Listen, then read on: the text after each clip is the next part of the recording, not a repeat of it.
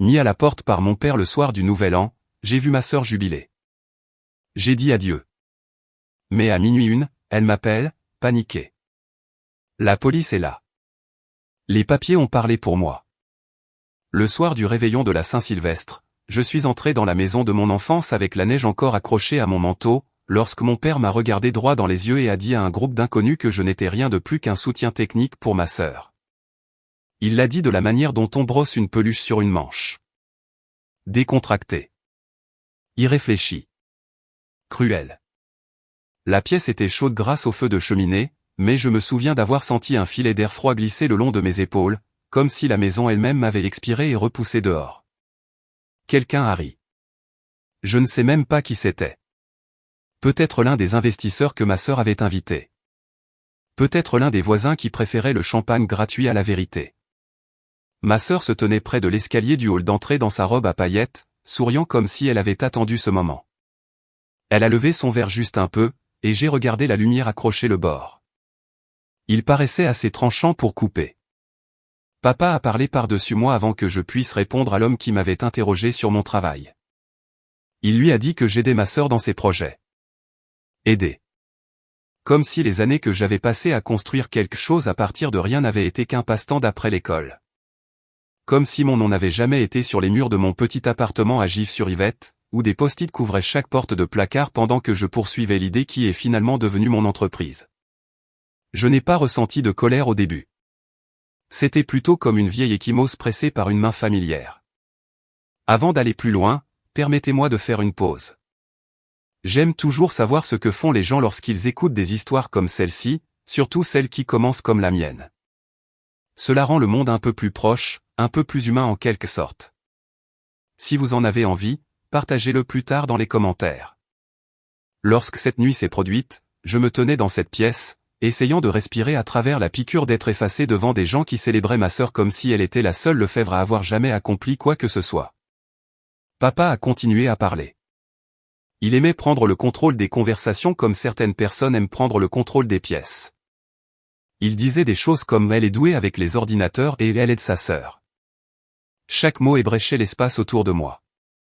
Je sentais les murs se pencher. J'entendais mon cœur battre dans mes oreilles. La moquette avalait le son de tout, sauf mon refus. Je n'ai pas élevé la voix. Je ne me suis pas défendu avec un discours. J'ai simplement dit, je ne mentirai pas sur mon travail. La phrase est restée en suspens. Personne dans cette pièce ne s'attendait à ce que je le contredise. Pendant un instant, tout s'est figé. Même la musique dans l'autre pièce semblait étouffée. Les yeux de papa se sont plissés. Il a posé son verre. Ma sœur a penché la tête comme si elle regardait une scène qu'elle avait voulu voir toute sa vie. L'homme qui m'avait posé la question a souri maladroitement et a regardé ses chaussures. Les gens se sont agités. Quelqu'un s'est raclé la gorge. Puis papa s'est avancé vers moi avec cette rage contrôlée familière qu'il utilisait chaque fois que j'oubliais ma place. Il a dit, « Si tu ne peux pas respecter cette famille, tu peux partir. » Je n'ai rien dit. Le respect avait toujours signifié le silence dans cette maison. Le silence et le rétrécissement. Mais je ne me suis pas rétréci. La voix de papa a retenti dans la pièce plus fort que la musique. « Sors d'ici ou j'appelle la police. » Il a attrapé la porte et l'a ouverte en grand. Le froid s'est engouffré. Ma sœur a applaudi une fois, sèchement, comme si c'était le signal final d'une pièce qu'elle avait mise en scène. Je me souviens m'être penché pour ramasser mon manteau. Je me souviens du poids du tissu, de l'odeur de la neige sur la laine, de l'étrange stabilité dans mes jambes. J'ai regardé mon père et j'ai dit au revoir. Pas de colère. Pas de larmes. Juste au revoir. Un mot qui semblait plus lourd que le ciel nocturne dehors. Je suis sorti dans le froid et la porte s'est refermée derrière moi. Le cliquetis du verrou. Cela sonnait comme un petit morceau de métal, mais cela ressemblait à un verdict. Le ciel au-dessus de Versailles était illuminé par la lueur des premiers feux d'artifice tirés depuis Paris. J'ai descendu les marches glacées, mon souffle formant des nuages pâles dans l'air. Je ne savais pas ce qui allait se passer dans les prochaines minutes, mais je savais que quelque chose avait changé en moi. La partie de moi qui avait essayé d'appartenir à cette maison s'était dissoute dans le froid. J'ai atteint ma voiture, je me suis assise à l'intérieur et j'ai posé mes doigts sur le volant. Je regardais les fenêtres de la maison où des silhouettes bougeaient comme si de rien n'était. J'ai failli partir. Presque. Puis j'ai senti mon téléphone vibrer. Il était minuit. Le nom de ma sœur s'est allumé sur l'écran. Je l'ai laissé sonner une fois. 2 fois. Puis j'ai répondu. Sa voix est sortie, fissurée et haletante. Élise, qu'est-ce que tu as fait? Papa est en pleine crise. Maman crie. Les gens partent. La police vient de s'arrêter devant la maison. Qu'est-ce que tu as fait? Je fixais le pare-brise où les flocons fondaient en fines lignes. J'ai senti un calme étrange s'installer dans ma poitrine. Pas de la satisfaction. Juste de la clarté. Le genre de clarté qui arrive quand on cesse enfin de prétendre être plus petite qu'on ne l'est. J'ai dit, je n'ai rien fait d'autre que dire la vérité. Elle a commencé à dire quelque chose, mais sa voix tremblait trop pour que les mots aient un sens. La seule chose que je pouvais comprendre était la peur. Pas la peur de moi. La peur de ce que fait la vérité quand elle se tient enfin sur ses propres pieds dans une maison construite sur le déni. Elle a demandé à nouveau, qu'est-ce que tu as fait, et j'ai dit, je parlerai quand je serai prête. Puis j'ai raccroché. Je suis restée assise là, écoutant les sons étouffés des cris venant de l'intérieur de la maison, le crépitement lointain des feux d'artifice, les pas qui approchaient sur la glace. J'ai vu le reflet des lumières bleues et rouges glisser sur le capot de ma voiture. Je n'ai pas démarré le moteur. Je n'ai pas bougé. J'avais passé 31 ans à essayer de gagner une place dans cette famille. Ce soir, ils m'ont donné la liberté d'arrêter d'essayer. La neige continuait de tomber, douce et régulière, comme si elle avait tout le temps du monde. Et peut-être que pour la première fois de ma vie, moi aussi.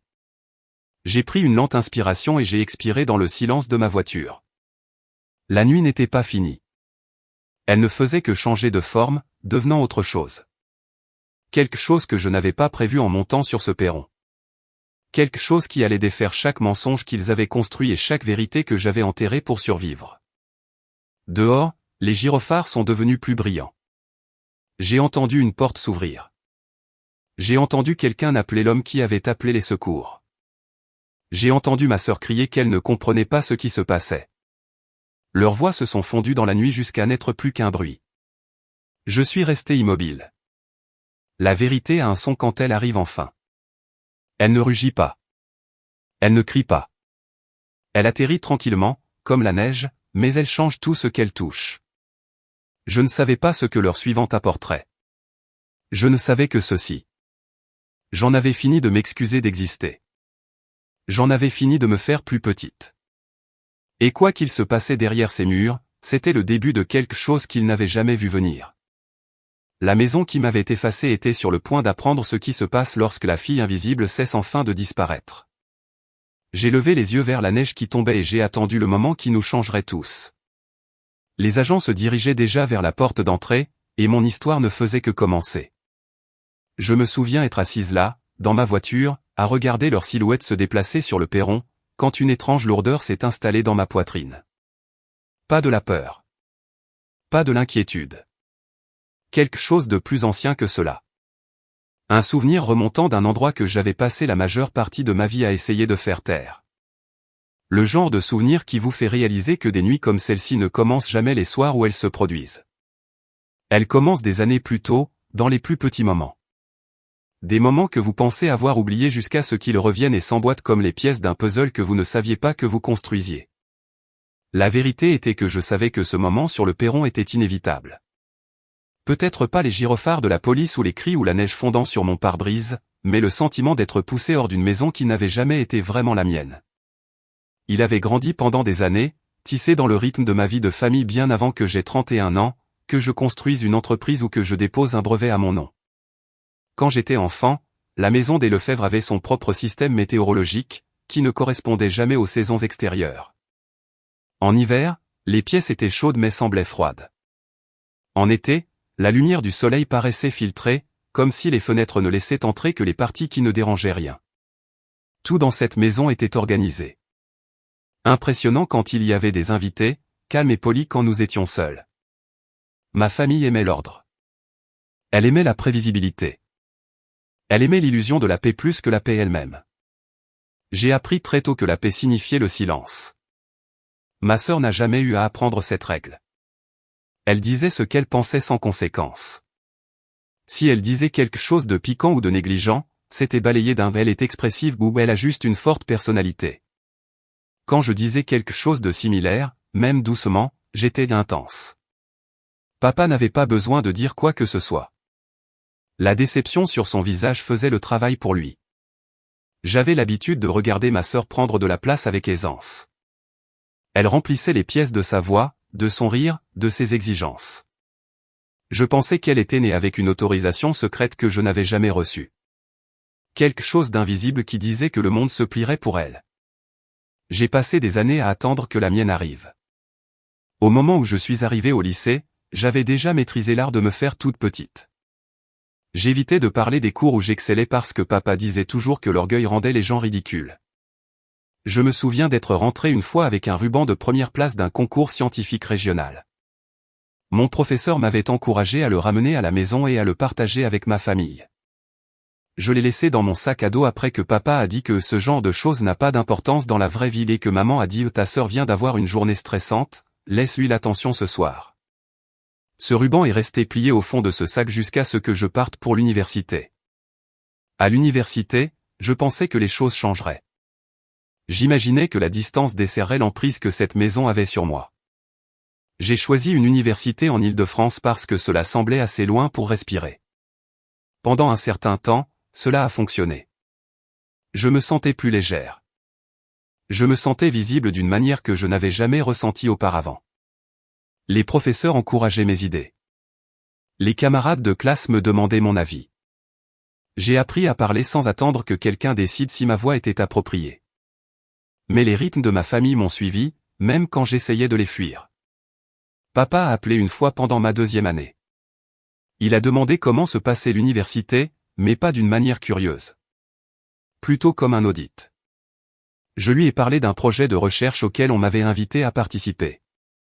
Il a fait d'homme et a dit « ta sœur pense à lancer une entreprise, peut-être que tu peux l'aider avec les aspects techniques ». C'était le même message que toujours. Tout ce que je faisais n'était réel que si cela la soutenait. Je ne l'ai pas corrigé. Je ne l'ai jamais fait. Je pense à ça maintenant et je me demande combien de fois dans ma vie j'ai confondu la survie avec le respect. En 2019, l'année où j'ai commencé à travailler sur la toute première version de l'algorithme qui allait plus tard façonner toute ma vie, tout en moi voulait célébrer. Je venais de percer une petite mais essentielle partie du modèle de reconnaissance de forme. C'était comme découvrir une nouvelle porte dans une maison que l'on croyait connaître. J'ai appelé maman parce que, pour une raison quelconque, je croyais encore qu'elle pourrait être fière. Elle a écouté, a dit « ça a l'air super, mais ta sœur a un entretien demain et elle est nerveuse. Essaie de ne pas la submerger de trucs techniques quand tu rentreras à la maison. » Je me souviens être debout dans ma cuisine à Gif-sur-Yvette avec mon téléphone pressé contre mon oreille, fixant une pile de documents de recherche sur le comptoir. J'ai chuchoté « et c'est bon, je te le dirai une autre fois » et elle a dit « merci, ma chérie ». Elle partait d'une bonne intention. Elle partait toujours d'une bonne intention. Mais les bonnes intentions n'effacent pas une vie passée à se faire dire d'éteindre sa propre lumière. J'ai appris à ravaler mes mots. J'ai appris à présenter mes accomplissements comme s'ils étaient des inconvénients.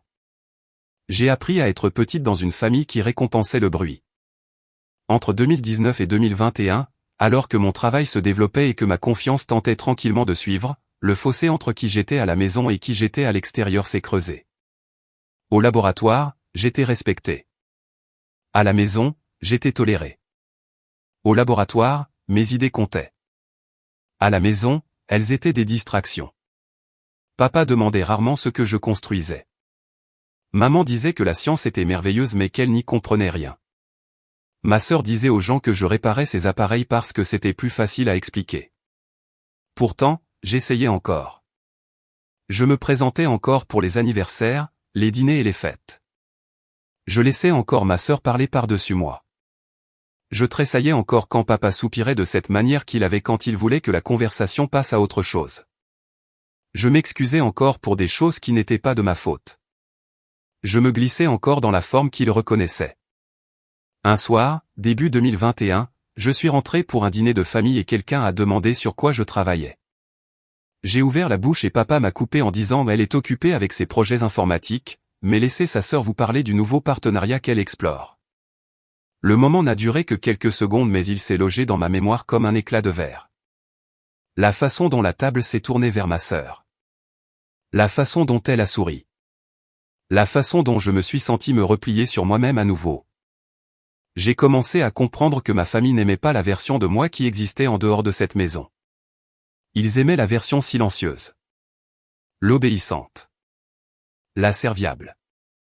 Celle qui ne mettait personne mal à l'aise avec son ambition, ses réalisations ou sa vérité. Ils aimaient la version de moi qui n'existait plus. Le changement ne s'est pas produit d'un seul coup. Il s'est produit par petites prises de conscience éparpillées au fil de ces années.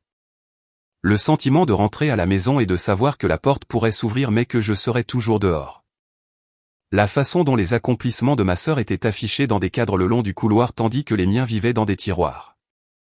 La façon dont papa me présentait aux gens comme doué en informatique et même après que j'ai reçu des financements de recherche dont la plupart des chercheurs de mon âge ne faisaient que rêver.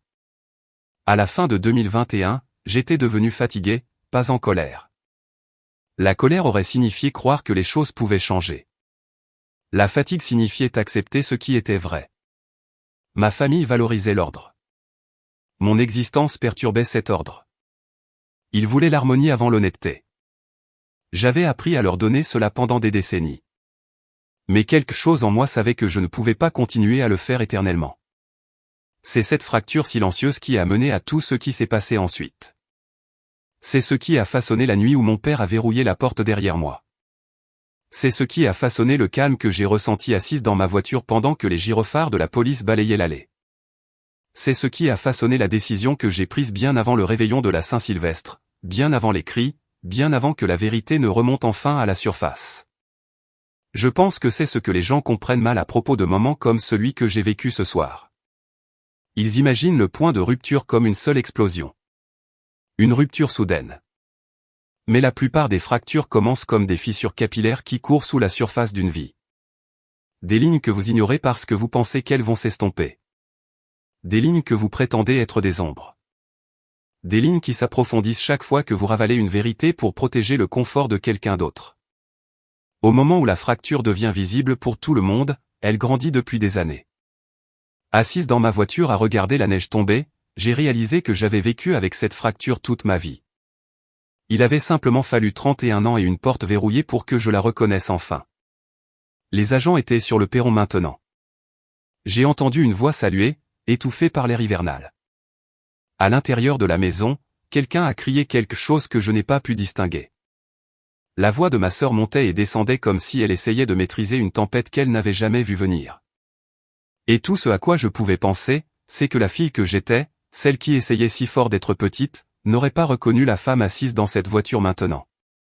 Celle qui a refusé de mentir. Celle qui est partie. Celle qui avait enfin cessé de se faire toute petite.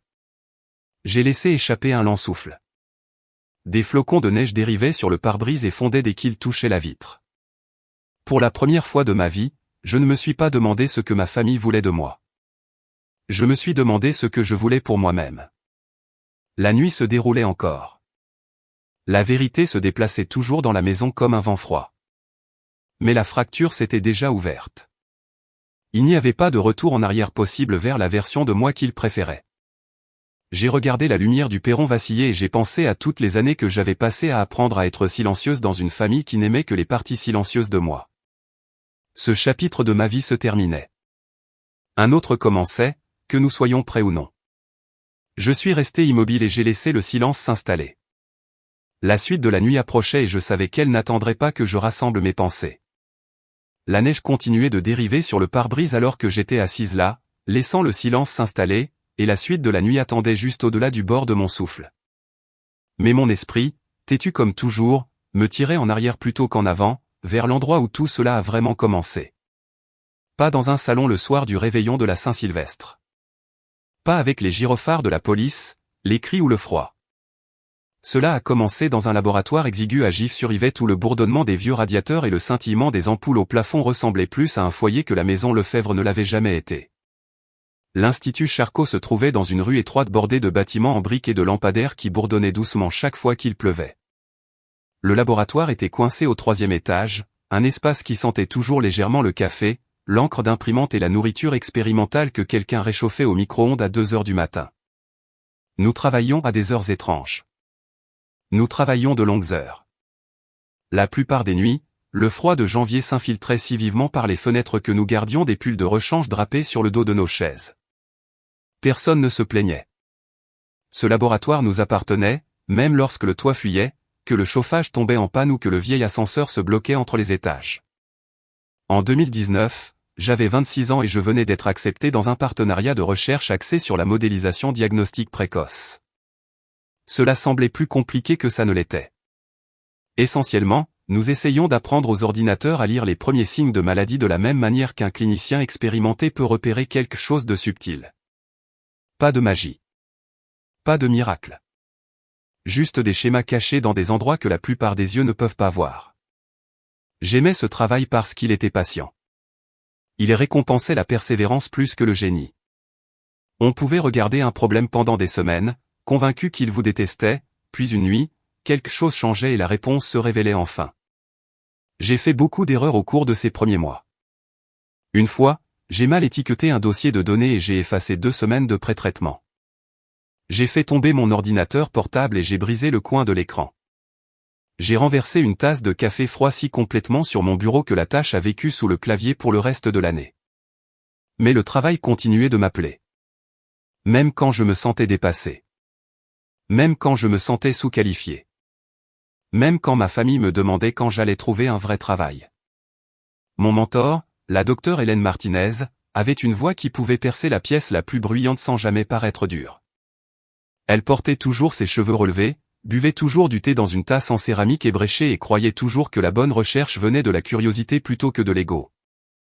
Un soir, alors que je luttais avec un problème de modélisation particulièrement tenace, elle a tiré une chaise à côté de moi et a dit « La seule véritable percée en science, c'est d'apprendre à continuer quand le travail vous met dans l'embarras. » Je me souviens avoir écrit cela sur un post-it et l'avoir collé sur mon moniteur. Il est toujours là dans mon appartement, délavé sur les bords. Début 2020, nous avions la première structure brute de l'algorithme qui deviendrait finalement trame neurale, bien que ce nom soit venu bien plus tard. À l'époque, c'était juste modèle V14 ou test de modèle de base révisé 6. Pas glamour. Pas impressionnant. Mais cela fonctionnait juste assez pour nous faire poursuivre la version suivante. Nous lancions des simulations à des heures indues, ajustant les paramètres, testant des ensembles d'images, célébrant de minuscules victoires comme si c'était des révélations. J'ai adoré cette période de ma vie. J'adorais rentrer du laboratoire au petit matin avec les cheveux sentant l'huile de machine et les mains collantes à cause de trop de barres énergétiques. J'adorais la lueur des lumières de Porsche à Gif-sur-Yvette alors que le monde commençait à se réveiller. J'adorais la fierté tranquille de savoir que je construisais quelque chose, même si personne dans ma famille ne posait jamais de questions à ce sujet. Ma sœur appelait occasionnellement pendant ces années, généralement quand elle avait besoin d'aide pour réparer quelque chose. Elle ne demandait jamais sur quoi je travaillais. Elle ne demandait jamais comment j'allais. Elle avait toujours l'air occupée, comme si chaque conversation était une faveur qu'elle m'accordait en décrochant. J'ai essayé une fois de lui parler de la précision de détection précoce que nous avions atteinte cette semaine-là. Elle a dit « Ça a l'air bien, mais peux-tu m'aider avec une proposition pour un investisseur potentiel ?» Puis elle a parlé pendant les 15 minutes suivantes de ses projets de voyage. Je ne pense pas qu'elle voulait être méprisante. Elle a juste grandi en croyant que son monde comptait plus. Au printemps 2020, j'ai déposé la première demande de brevet provisoire. J'y avais été encouragé par la docteure Martinez et 2 collègues qui croyaient que ma structure spécifique de segmentation de motifs était suffisamment unique pour être protégée. Le dépôt était terrifiant. Je n'avais jamais mis mon nom sur quelque chose d'officiel auparavant. Je n'arrêtais pas de vérifier l'horodatage de l'email de confirmation comme s'il pouvait disparaître si je clignais des yeux trop forts. J'ai tout sauvegardé. Chaque brouillon. Chaque note. Chaque email. Non pas parce que je m'attendais à ce que quelqu'un me conteste un jour, mais parce que j'étais fier.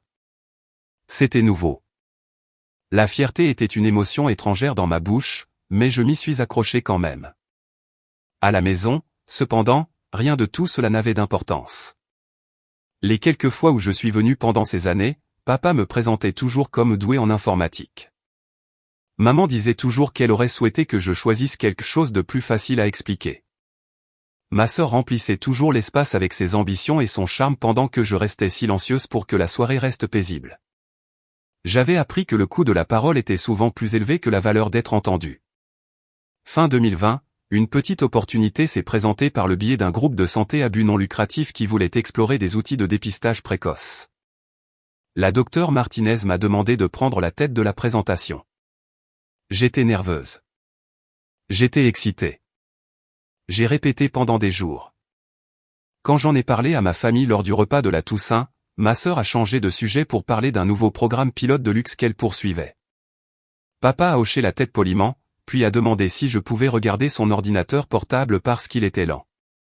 Maman a dit qu'elle espérait que je ne me stresserais pas trop au travail parce que le stress rendait les choses difficiles. Je me souviens d'être retourné en Île-de-France cette nuit-là avec un goût d'amère déception dans la gorge. J'ai baissé la vitre sur l'autoroute juste pour sentir l'air froid frapper mon visage et me rappeler que j'étais toujours réel. L'année 2021 a été celle où tout s'est accéléré. Trame neurale, comme nous l'avons baptisé plus tard, a commencé à montrer des taux de cohérence prometteurs. Nous avons obtenu une prolongation de recherche. J'ai été invité à présenter lors d'une conférence régionale. Ma sœur a appelé la même semaine pour dire qu'elle envisageait une nouvelle gamme de produits et avait besoin d'aide pour rédiger la description technique. J'ai proposé de la guider. Elle a demandé si je pouvais simplement le faire à sa place. Elle a dit que cela ne me prendrait que quelques minutes. Cela m'a pris 3 heures et je n'ai jamais eu de merci. En avril de cette année-là, ma famille m'a demandé si je pouvais donner des conseils sur un concept pour une éventuelle expansion technologique médicale qu'ils discutaient pour le groupe Lefebvre. Ils l'ont présenté de manière décontractée, presque comme une faveur familiale. J'ai dit oui. Je n'aurais pas dû. Mais les vieilles habitudes ont la vie dure. Je pensais que peut-être cette fois-ci, ce serait différent. Peut-être qu'ils verraient enfin le travail que j'avais accompli. Peut-être que le partager nous rapprocherait. Ce ne fut pas le cas. La première réunion à laquelle j'ai assisté avec eux a eu lieu dans une salle de conférence avec des baies vitrées donnant sur la rivière. Ma sœur a fait la plupart du discours, présentant des diapositives que je l'avais aidé à organiser. Quand les questions sont devenues techniques, elle m'a fait un geste et a dit ma sœur aide avec les aspects informatiques. J'ai senti le vieux rétrécissement familier dans ma poitrine. J'ai répondu aux questions quand même, mais je l'ai fait doucement, en faisant attention de ne pas la faire paraître non préparée. Attention de ne pas irriter papa. Attention de ne pas paraître trop fier. Après la réunion, papa a dit au bon travail du même ton qu'il utilisait quand je mettais la table correctement enfant. Puis il a applaudi ma sœur pour avoir mené toute la conversation. Elle a accepté les éloges facilement. Elle le faisait toujours. Je suis rentré chez moi ce soir-là et j'ai rouvert mes dossiers de brevet. J'ai lu chaque horodatage 2 fois. Je me suis rappelé que quoi qu'il se soit passé dans cette salle de conférence, mon travail m'appartenait. Pas à eux. Pas à l'entreprise. Pas à ma sœur. À moi. L'été, j'ai reçu un appel de notre coordinateur de recherche confirmant la prochaine étape de développement de l'algorithme. Cela signifiait de longues heures. Cela signifiait des enjeux élevés. Cela signifiait un réel progrès. J'étais aux anges. Je voulais partager la nouvelle. Mais quand j'ai envoyé un message à ma sœur, elle a dit qu'elle était occupée à préparer une grande présentation. Papa n'a pas répondu. Maman a envoyé un emoji cœur et a demandé si je pouvais bientôt rentrer à la maison parce que ma sœur se sentait dépassée et avait besoin de soutien. Je n'ai pas répondu à ce message pendant 2 jours. C'est à ce moment-là que j'ai commencé à comprendre que soutenir ma famille était devenu une voie à sens unique. Tout ce que je donnais disparaissait dans le paysage de leurs attentes. Aucune reconnaissance. Aucune réciprocité. Juste plus de demandes. À la fin de 2021, j'avais pris une décision tranquille. J'aiderais toujours l'entreprise familiale quand ils le demanderaient, mais je ne leur donnerais pas le cœur de mon travail. Je ne leur céderais pas la propriété intellectuelle que j'avais passé des années à construire. Je ne me rétrécirais pas assez pour entrer dans la version de moi qu'ils préféraient. Je me suis dit que des limites pouvaient exister sans conflit. Je me suis dit que ma famille les respecterait. Je me suis dit qu'ils n'essaieraient jamais de me prendre quelque chose qui ne leur appartenait pas. Je me suis trompé sur ce point. Mais à l'époque, j'y croyais encore. À l'époque, j'espérais encore. À l'époque, la fracture était là, mais elle ne s'était pas encore ouverte. Dans la lueur déclinante des lampadaires à l'extérieur de mon appartement à Gif-sur-Yvette, j'étais assise à mon bureau en ces derniers jours de 2021 avec un dossier plein de travaux documentés, de maisons horodatées, de brevets provisoires déposés à mon nom. Et une certitude tranquille que j'avais construit quelque chose de réel. Quelque chose de significatif. Quelque chose de plus grand qu'aucun d'eux ne le savait. Je n'avais alors aucune idée à quel point ils essaieraient de le prendre. Je n'avais aucune idée jusqu'où ma sœur irait. Je n'avais aucune idée à quel point les années à venir seraient façonnées par le fait que le travail qu'ils n'avaient jamais voulu voir deviendrait la chose même sans laquelle ils ne pourraient pas vivre. L'année 2023 est arrivée tranquillement pour moi. Je l'ai commencé comme je commençais la plupart des années, assise à ma petite table de cuisine à Gif-sur-Yvette avec une tasse de café noir et un carnet plein d'objectifs que j'écrivais plus pour la structure que pour la certitude. Le laboratoire entrait dans une nouvelle phase de test. Mon emploi du temps était chargé. Ma sœur n'appelait presque plus, sauf quand elle avait besoin de quelque chose de technique. Mon père laissait de courts messages me demandant si je pouvais l'aider à se préparer pour des réunions d'investisseurs. Maman envoyait des rappels que les dîners de famille étaient toujours le dimanche et que cela signifierait beaucoup si je venais. Je le faisais rarement. Début février, ma sœur m'a demandé de la rejoindre pour une réunion dans un espace de bureau du centre de Paris qu'il louait temporairement. Elle a dit que c'était informel et qu'elle avait juste besoin de quelques éclaircissements rapides sur quelques diapositives conceptuelles. Je l'ai cru. Je la croyais toujours au début. J'ai pris mon ordinateur portable, imprimé quelques diagrammes que je pensais pouvoir aider, et j'ai pris le train du soir pour la ville. Quand je suis entré dans la salle de conférence, l'air semblait trop calme, comme si tout le monde m'attendait. Il y avait 3 hommes en costume que je n'avais jamais vus auparavant, le genre qui porte des montres chères et qui semble partager son temps entre les salles de conseil et les terrains de golf. Ma sœur s'est illuminée en me voyant, mais pas avec la chaleur de quelqu'un qui accueille un membre de sa famille. C'était le sourire crispé et calculé de quelqu'un qui dévoile la dernière pièce du puzzle dans une présentation. Elle s'est approchée de moi, a posé une main légère sur mon bras et a dit « Voici mon assistante technique, elle m'aide à affiner le cadre de développement. » Les mots ont glissé dans l'air comme une fine lame. Assistante technique. Pas une collaboratrice. Pas une chercheuse. Assistante. L'un des hommes m'a salué poliment pendant que ma sœur parcourait des diapositives qu'elle avait clairement répétées. Je me suis tenu derrière sa chaise et j'ai regardé pendant qu'elle expliquait les précisions de détection précoce, l'interprétation des motifs et les projections de diagnostic que j'avais passé des années à affiner dans ce laboratoire exigu de Gif-sur-Yvette. Elle parlait avec confiance, même si je savais qu'elle ne comprenait que la surface de ce qu'elle décrivait. Quand les questions sont devenues complexes, elle a levé les yeux vers moi et a dit « Elle peut approfondir si vous le souhaitez. » Ils ont demandé. J'ai répondu. Elle en a pris le crédit. Quand la réunion s'est terminée, ma sœur a enroulé son manteau autour de ses épaules et a dit « Tu as été super, merci. » Je voulais la corriger. Je voulais lui demander pourquoi elle m'avait présenté de cette façon. Je voulais savoir quand elle avait commencé à dire aux gens que l'algorithme était le sien. Mais maman m'avait toujours appris à attendre d'être à la maison avant d'aborder les choses inconfortables et mon père m'avait toujours appris que corriger quelqu'un devant des invités était impoli. Les vieilles habitudes ont la vie dure. Une semaine plus tard, ma sœur a appelé et m'a demandé de la rencontrer, elle et mon père, au bureau du centre-ville du groupe Lefebvre. Elle a dit que c'était important. J'ai failli ne pas y aller. Je n'aurais pas dû y aller. Mais je voulais encore croire que ma famille ferait ce qu'il fallait si seulement ils comprenaient combien de travail j'avais mis dans ce projet. Alors j'ai repris le train, répétant ce que je dirais, me disant que c'était simplement un malentendu. Mon père était déjà assis quand je suis entré. Il aimait toujours donner l'impression qu'il attendait depuis longtemps, même s'il était arrivé quelques minutes plus tôt. Ma sœur était assise à côté de lui, les bras croisés et l'expression sérieuse. « Il y a quelque chose que nous avons besoin de toi, » a dit ma sœur. Elle a fait glisser une pile de documents sur la table. J'ai reconnu le format immédiatement. Un accord de non-divulgation. Épais. Dense. Rédigé par quelqu'un qui avait mémorisé le jargon d'entreprise comme je mémorisais des algorithmes. Elle a dit que nous étions une famille et qu'il serait irresponsable d'avancer sans tout mettre par écrit. Il a hoché la tête en signe d'approbation. Son silence était une forme de pression à part entière. La pièce semblait se resserrer à chaque seconde qui passait. J'ai pris le document et j'ai parcouru les premières pages. C'était large. Trop large. Il y avait des clauses qui impliquaient la propriété de toutes les idées qui se chevauchaient. Il y avait des lignes qui limitaient la façon dont je pouvais parler de mon propre travail. Cela ne semblait pas protecteur. Cela semblait possessif.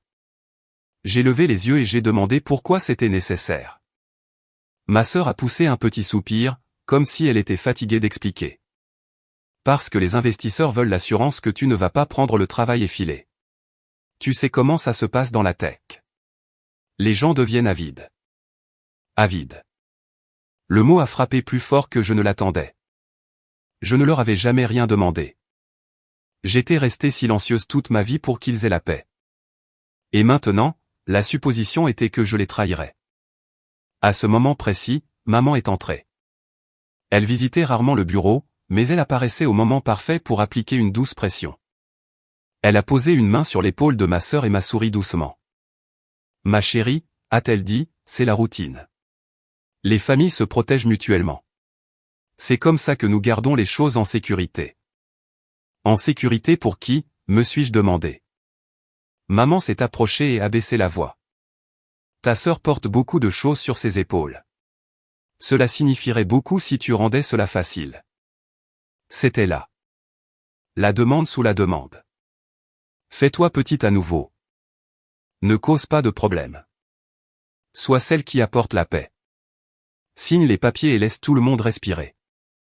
J'ai senti le vieux rétrécissement dans ma poitrine, cet effondrement familier. J'entendais la voix qui a gouverné mon enfance murmurer « Signe et préserve la paix ». Ce ne sont que des papiers. Alors j'ai signé. J'ai signé parce que je faisais confiance aux personnes dans cette pièce. J'ai signé parce que je ne voulais pas être la source du conflit. J'ai signé parce que je croyais qu'ils ne l'utiliseraient jamais contre moi. J'avais tort. Un mois plus tard, j'ai été invité à une autre réunion. Cette fois, elle était plus grande, un mélange de chefs de département internes et de partenaires externes. Ma sœur se tenait à l'avant de la pièce avec une télécommande à la main. Elle portait un tailleur blanc qui la faisait ressembler à la pièce maîtresse de toute l'opération. J'étais assise au dernier rang, silencieuse comme toujours. Elle a commencé la présentation en décrivant une percée dans la modélisation de la détection précoce. Ma percée. Elle a montré des diagrammes que j'ai reconnus immédiatement, des mises en page que j'avais créées, des schémas de couleurs que j'avais passé de longues nuits à peaufiner. Elle a livré la présentation avec fluidité. Avec confiance. Elle leur a dit que le modèle avait été conceptualisé en interne par le groupe Lefebvre sous sa direction. Pas un seul mot sur le laboratoire. Pas un seul mot sur mon équipe. Pas un seul mot sur moi. J'ai senti ma respiration se raréfier. J'ai attendu qu'elle mentionne ma participation. Elle ne l'a pas fait. J'ai attendu qu'elle reconnaisse mes contributions. Elle ne l'a pas fait. Elle n'a fait qu'une pause, pour ajuster une diapositive, la diapositive même qui contenait la structure en miroir que j'avais découverte à l'hiver 2019. La voir sous son nom, c'était comme être effacé au ralenti. Les applaudissements à la fin de sa présentation semblaient lointains. Les gens l'ont félicité. Quelqu'un a dit cela pourrait tout changer. Mon père l'a serré dans ses bras et lui a dit qu'il était fier. Maman a essuyé une larme et a dit qu'elle avait toujours su que sa fille était destinée à quelque chose d'extraordinaire. Personne ne m'a regardé. Après cette réunion, je suis sorti du bâtiment et je me suis assise sur un banc près de la rue. Les voitures passaient. Les gens parlaient. La ville bougeait autour de moi comme si rien ne s'était passé. Mais quelque chose s'était passé. Quelque chose de silencieux et de dévastateur. C'est à ce moment-là qu'aider ma famille a cessé de ressembler à un devoir et a commencé à ressembler à un effacement. Au moment où le bus est arrivé, je m'étais déjà fait une promesse silencieuse. Je documenterai tout. Je sauvegarderai chaque fichier. J'imprimerai chaque email. J'horodaterai chaque décision. Je tiendrai un journal détaillé de chaque cas où mon travail apparaîtrait sous le nom de quelqu'un d'autre. Pas pour les utiliser contre eux. Pas parce que je voulais me venger. Mais parce que je savais maintenant, avec une clarté qui me glaçait, que ma famille ne me voyait pas comme une collaboratrice. Ils me voyaient comme un accessoire.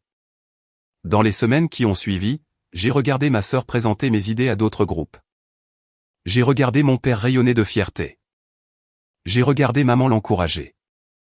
J'ai regardé les décideurs hocher la tête avec approbation pendant qu'elle parlait.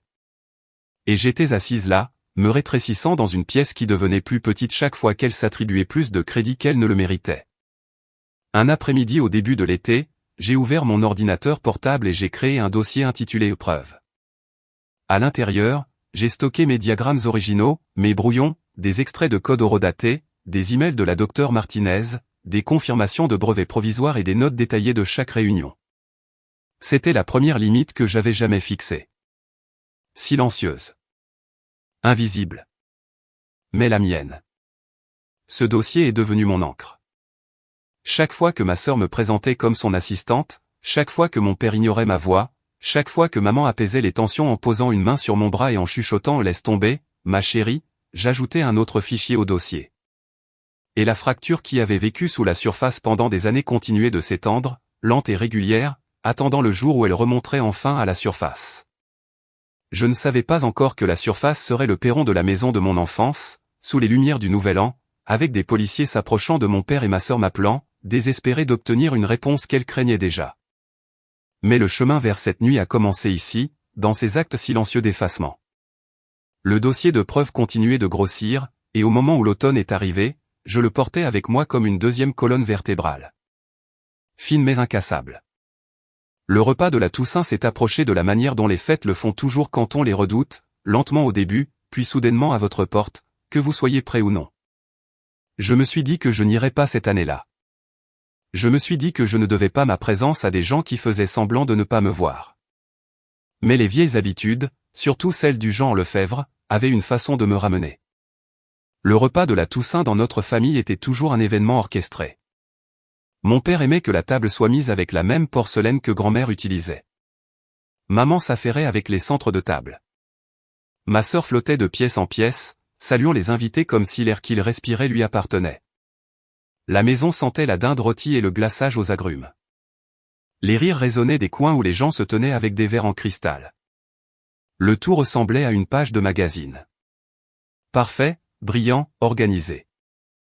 Je suis entré en portant un dessert que j'avais fait moi-même, quelque chose de simple, un cake à la citrouille parce que c'était la seule recette que je connaissais par cœur.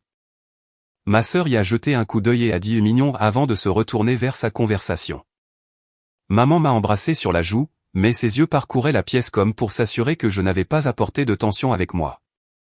Il a demandé comment allait le projet, mais d'un ton qui suggérait qu'il avait déjà besoin que la conversation se termine.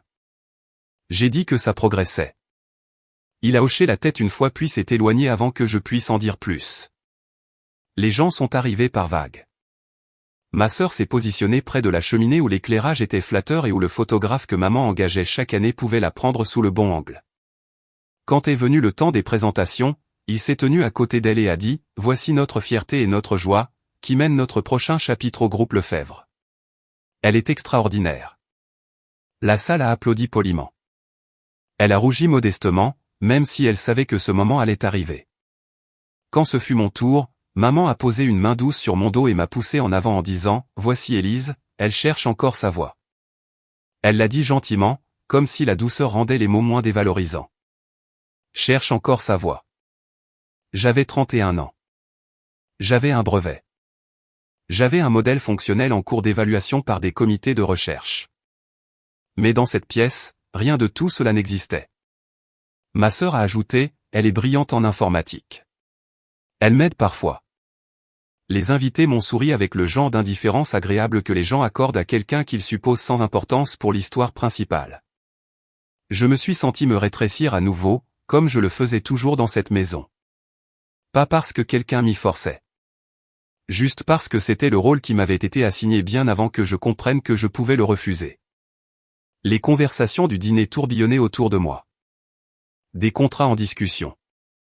Des vacances planifiées. Des réalisations louées.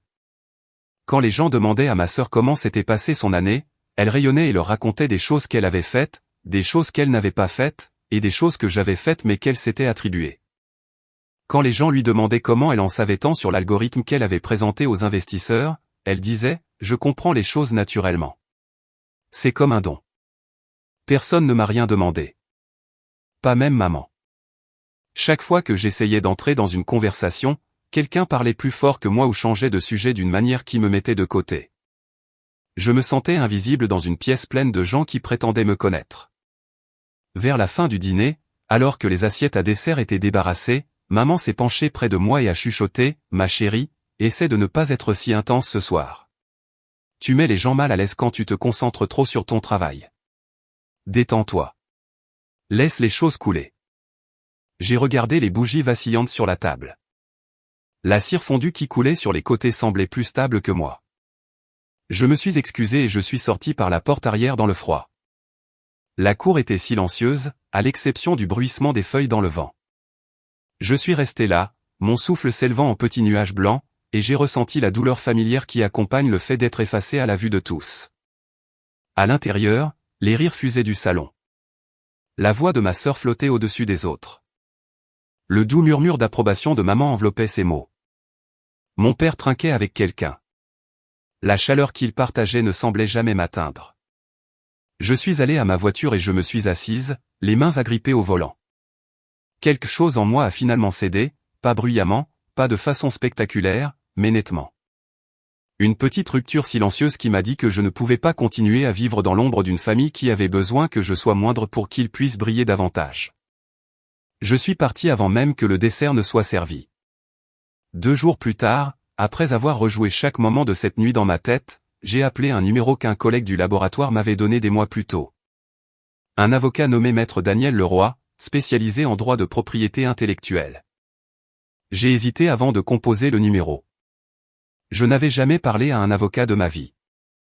Le faire ressemblait à une trahison, même si c'était moi qui avais été trahi. Daniel m'a rencontré dans son bureau du quartier latin. C'était un espace modeste avec des étagères empilées jusqu'au plafond et une fenêtre qui donnait sur une ruelle étroite. Il m'a accueilli avec un sourire calme et m'a demandé ce qui m'amenait. Je lui ai tout raconté. Pas de manière soignée et répétée.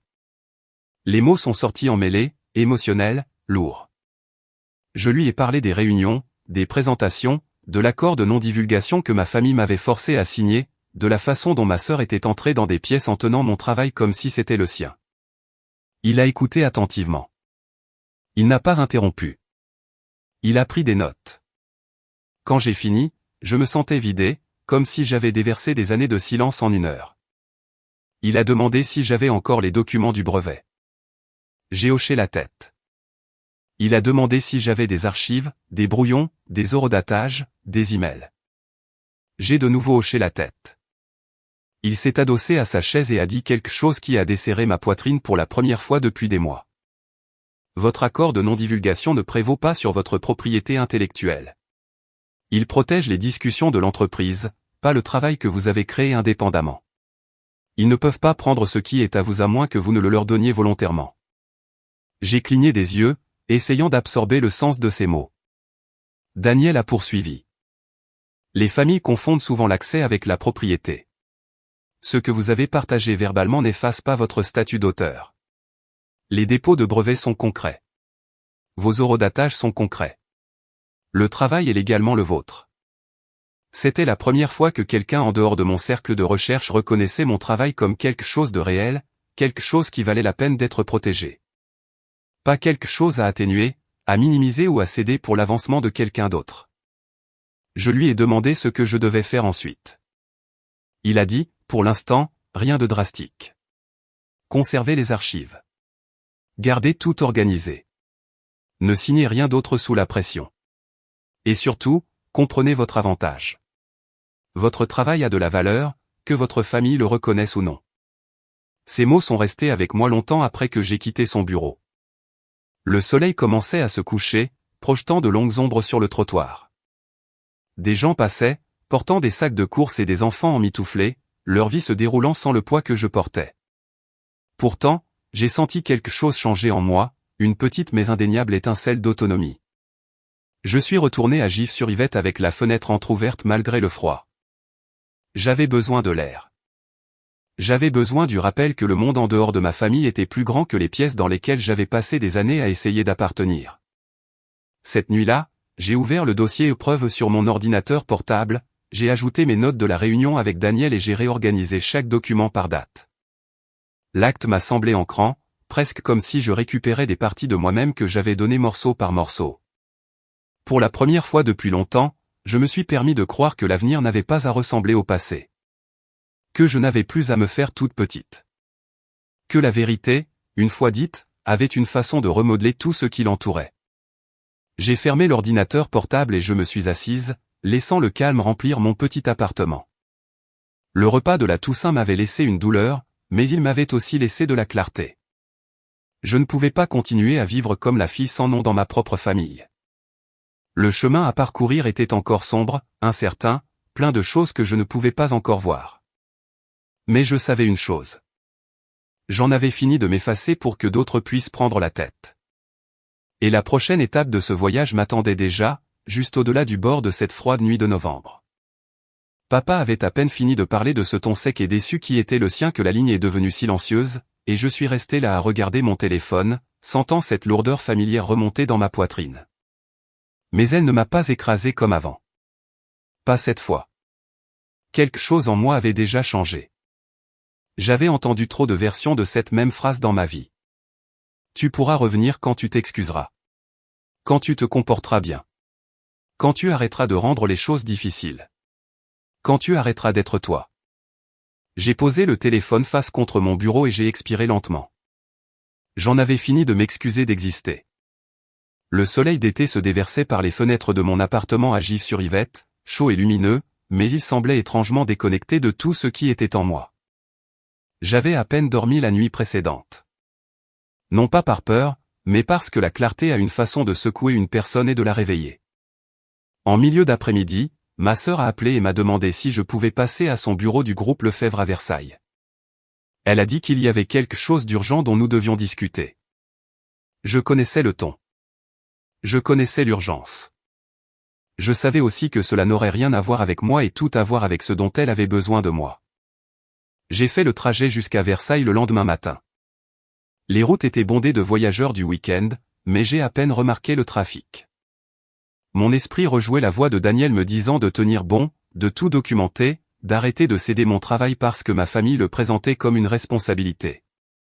Je me souvenais de la façon dont maman s'était penchée pendant le repas de la Toussaint, me disant de ne pas mettre les gens mal à l'aise.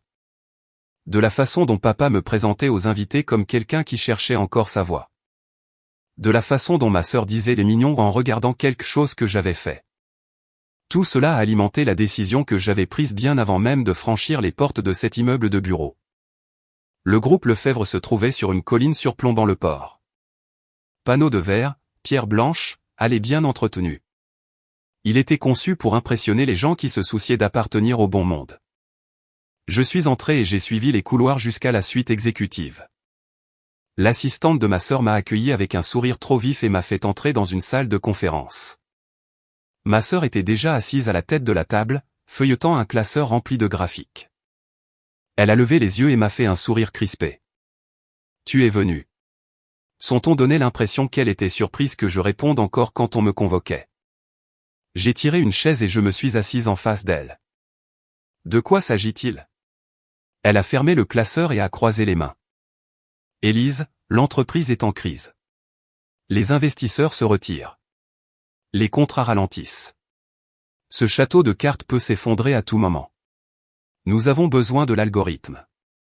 Ton algorithme. » Le ton qu'elle a utilisé suggérait qu'elle croyait encore que la séparation entre mon travail et l'entreprise était négociable. Elle s'est penchée en avant.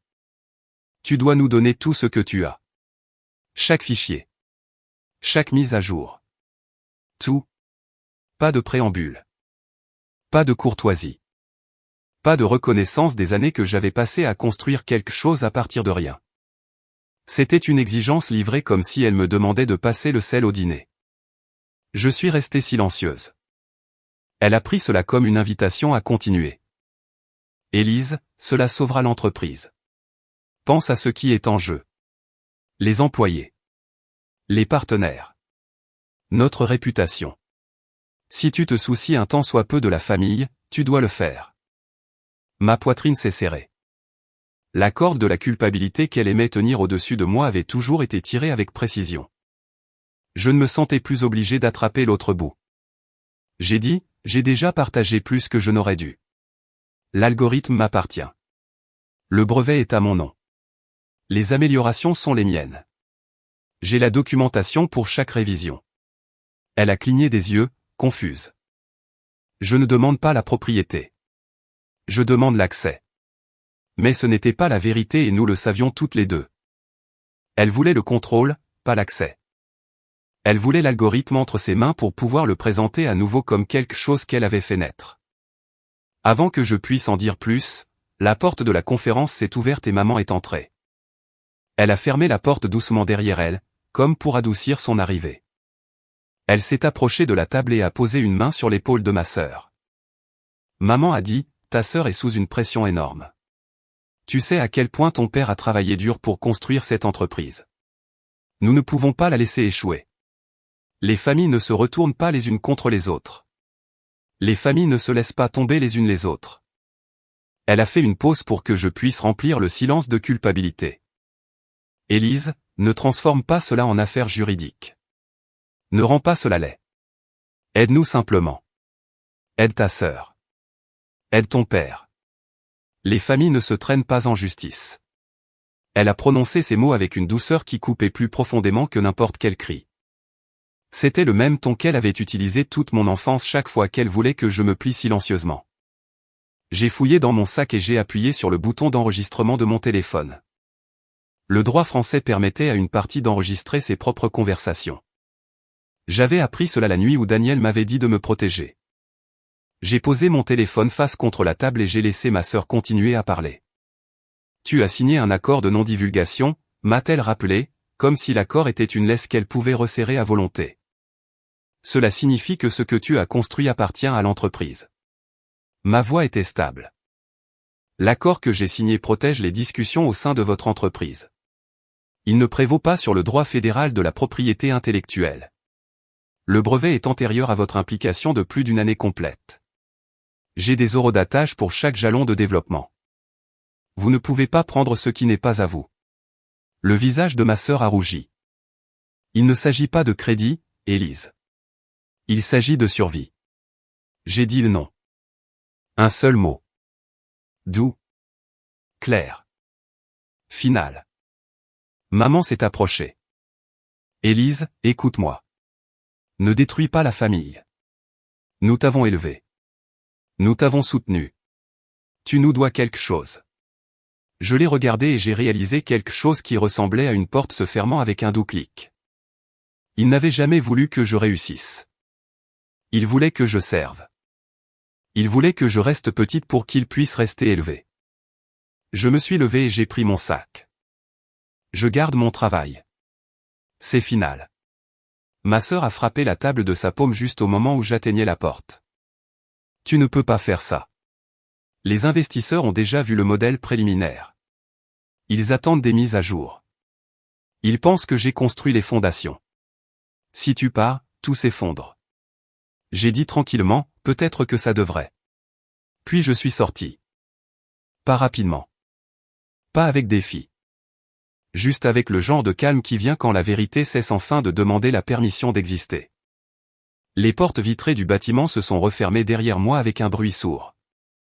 Je suis sorti dans l'air chaud de l'été et j'ai inspiré profondément. Pendant un moment, je suis resté sur le trottoir, ne sentant rien d'autre que le bourdonnement du trafic lointain et la faible odeur d'eau de mer venant de l'intérieur des terres. Le trajet en voiture jusqu'à Gif-sur-Yvette a été silencieux. Je n'ai pas mis de musique. Je n'ai appelé personne. J'ai laissé mon esprit trier la conversation morceau par morceau, et chaque morceau s'est retrouvé exactement là où il devait être. J'en avais fini de les laisser utiliser mon silence comme un consentement. Ce soir-là, mon téléphone a de nouveau sonné. Le nom de papa s'est allumé sur l'écran. Je l'ai regardé un moment avant de répondre. Sa voix était plus ferme que d'habitude. Ta sœur m'a appelé. Elle a dit que tu avais fait une scène. Elle a dit que tu avais refusé d'aider. Elle a dit que tu étais parti comme une enfant. J'ai dit, je n'ai pas fait de scène. J'ai dit la vérité. Il a soupiré bruyamment. Le genre de soupir qui portait des décennies de déception qu'il n'hésitait jamais à diriger vers moi. Élise, tu dois des excuses à ta mère et à ta sœur. Ce n'est pas ainsi qu'un membre de cette famille se comporte. Si tu veux revenir dans cette famille, tu dois corriger ce que tu as fait aujourd'hui. Appelle ta sœur. Appelle ta mère. Répare ça. Pendant un long moment, je n'ai rien dit. Il a attendu. Je pense qu'il s'attendait à ce que je me plie comme je l'avais toujours fait. Il s'attendait à l'ancienne version de moi, celle qui s'excusait simplement parce que l'alternative était de perdre le lien. Mais la version de moi debout dans mon appartement ce soir-là n'avait plus rien à offrir en matière d'obéissance aveugle. Papa, ai-je dit calmement, j'ai dit la vérité. Je ne m'excuserai pas pour ça. Pas aujourd'hui. Plus jamais. Il est resté silencieux. Je pouvais presque l'imaginer serrant le téléphone, essayant de comprendre une fille qui ne suivait plus le scénario qu'il croyait être ma responsabilité. Après quelques secondes, il a dit, si tu continues sur cette voie, tu perdras ta famille. Tu comprends ça? J'ai regardé autour de mon petit appartement. Mes livres soigneusement empilés. Mes notes de recherche épinglées au mur. Le calme d'une vie que j'avais construite sans leurs applaudissements. J'ai compris quelque chose très clairement. J'ai dit, je l'ai déjà fait. Puis j'ai raccroché. L'appartement semblait calme après l'appel. Une quiétude qui n'était pas solitaire. Une quiétude qui ressemblait à la première respiration après être resté trop longtemps sous l'eau. Je suis allé à mon bureau, j'ai ouvert le dossier épreuve et j'ai ajouté l'enregistrement de tout à l'heure. J'ai écrit la date. J'ai écrit ce qui avait été dit. J'ai tout sauvegardé. La documentation n'effaçait pas la douleur, mais elle me donnait une structure, quelque chose de solide sur lequel me tenir. Dehors, la lumière de l'été s'était estompée. Les lampadaires se sont allumés un par un, projetant une lueur chaude le long des trottoirs. Les gens passaient en riant, tenant des cafés glacés, se déplaçant dans leur soirée avec une légèreté qui semblait à des kilomètres de la gravité émotionnelle de ma propre vie. Mais je me sentais stable. Pour la première fois depuis des années, je me sentais stable. L'ultimatum avait été donné. La réponse avait été prononcée. Il n'y avait pas de retour en arrière vers la version de moi qu'il contrôlait autrefois. Et je savais que la prochaine tempête approchait. Je pouvais la sentir dans l'air avant même qu'elle n'arrive. Elle s'est d'abord manifestée par le silence.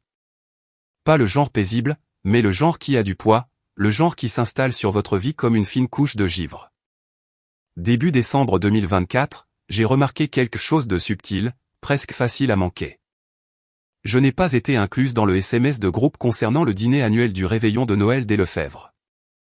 Ma sœur a posté des photos de guirlandes accrochées dans la maison de Versailles. Maman a partagé une photo de la salle à manger, de longues bougies blanches bordant le centre de la table. Mon père a posté une courte vidéo de l'illumination du sapin. Aucun d'eux ne m'a contacté directement. Aucune invitation. Aucune mention que j'étais attendu. Aucun rappel du code vestimentaire que maman insistait à imposer chaque année. C'était comme s'il m'avait effacé, non pas bruyamment, mais par omission. Et d'une certaine manière, cela faisait plus mal que s'ils avaient dit carrément qu'ils ne voulaient pas de moi là-bas. Le 15 décembre, j'ai reçu une carte de vœux d'une cousine éloignée. À l'intérieur, il était écrit « J'espère te voir à la maison le soir de Noël ». Mais quand j'ai répondu pour demander à quelle heure tout le monde arrivait, elle a répondu quelques heures plus tard en disant qu'elle avait supposé que j'étais invité. Elle m'a dit de vérifier auprès de ma sœur. Je savais que je ne le ferais pas. Je connaissais déjà la réponse. J'ai lu la newsletter 3 fois avant de fermer le document et de laisser échapper un long souffle. Ce n'était pas un malentendu. C'était délibéré. Une invitation qui n'existait pas. Une suppression qui se voulait propre et civilisée. Pourtant, quelque chose en moi s'était renforcé au cours des derniers mois. Le silence ne m'a pas brisé comme il l'aurait fait autrefois. Au lieu de cela, il a clarifié la vérité. Certaines portes se ferment, non pas parce que vous avez échoué, mais parce que d'autres personnes ne peuvent pas tolérer ce que votre existence révèle à leur sujet. 3 jours plus tard, un message entièrement différent est arrivé dans ma boîte de réception. Il venait d'une journaliste nommée Mégane Dubois d'un magazine économique international. Elle a dit qu'elle avait entendu des rumeurs sur mon travail, sur les recherches que j'avais menées à l'Institut Charcot, sur une nouvelle technologie médicale en voie d'approbation. Elle a dit qu'il était question d'une introduction en bourse à l'horizon et qu'elle voulait me parler pour un grand article prévu pour le 1er janvier. Mon cœur s'est emballé en lisant et relisant son email. Mon travail. Pas celui de ma sœur. Pas celui de l'entreprise de ma famille. Le mien. J'ai attendu 1 heure avant de répondre, non pas parce que j'étais incertaine, mais parce que je voulais lire ma réponse avec des mains stables. Quand j'ai finalement répondu, j'ai demandé de quelles informations elle avait besoin. Elle a dit qu'elle voulait vérifier la chronologie, confirmer les dossiers de brevet et obtenir une déclaration pour l'article. Je lui ai envoyé l'enregistrement du brevet de 2021, rédigé des explications pour chaque étape du développement et transmis toute la documentation de mes contributions. J'ai également envoyé l'enregistrement de la réunion de juin où ma sœur et ma mère m'avaient fait pression pour tout céder. 1 heure plus tard, mon téléphone a sonné. C'était Mégane. Sa voix était calme, mais je pouvais entendre l'intérêt sous-jacent. Elle a dit que les preuves étaient claires, la chronologie impeccable, l'originalité indéniable. Elle m'a demandé si je me sentais à l'aise d'être publiquement créditée comme la créatrice et la développeuse principale de l'algorithme. Je me suis assise sur le bord de mon lit, fixant le mur comme si la bonne réponse pouvait y être écrite. J'ai dit oui. Elle m'a dit que l'article était prévu pour être publié exactement à minuit le jour de l'an. Ce timing était intentionnel. Elle a dit que les investisseurs surveilleraient les annonces au moment où l'année changerait. Les entreprises publiaient souvent des nouvelles importantes le 1er janvier à minuit pile. Cela créait un élan pour le trimestre à venir. Si j'étais d'accord, elle voulait que mon article soit parmi eux. Quand nous avons raccroché, j'ai senti quelque chose changer en moi. Un alignement lent et régulier, comme des pièces qui s'emboîtent après des années à avoir été forcées dans le mauvais schéma. L'étape suivante était la confirmation juridique. J'ai tout transmis à Daniel, y compris le fil de discussion avec la journaliste. Il a répondu dans les 30 minutes, me demandant de venir à son bureau le lendemain matin. Son bureau était calme quand je suis arrivé. Il m'a fait signe de m'asseoir et a ouvert un dossier contenant des copies imprimées de chaque document que je lui avais envoyé. Il n'a rien dit au début. Il a simplement examiné chaque page, tapotant le coin des papiers avec son doigt en lisant. Quand il a finalement parlé, sa voix était ferme. « Élise, a-t-il dit, vous avez tout à fait le droit de publier. L'accord de non-divulgation que votre famille vous a imposé ne s'applique pas à ce travail. Le travail lui est antérieur. Le brevet lui est antérieur. Le développement est bien documenté. Vous pouvez parler librement. Vous pouvez publier librement. Et aucun tribunal du pays ne vous en empêcherait. » J'ai dégluti difficilement. Même si je le savais intellectuellement, l'entendre de sa bouche, c'était comme si quelqu'un déverrouillait une porte à l'intérieur de ma poitrine. Il a dit que ma sœur paniquerait probablement une fois l'article publié. Il pourrait y avoir des accusations. Il pourrait y avoir des tentatives de manipuler le récit. Mais il m'a rassuré que la vérité avait une force au-delà de ce que la peur pouvait manipuler. Il a dit que le droit de la propriété intellectuelle existe précisément pour des situations comme celle-ci, où quelqu'un essaie de s'approprier ce qu'il n'a pas créé. Avant de quitter son bureau, je lui ai posé une dernière question. Si l'article est publié à minuit, que se passe-t-il ensuite? Il a simplement répondu, le monde s'adapte à la vérité. Mon dernier appel a été pour mon mentor à l'Institut Charcot, la docteure Hélène Roth.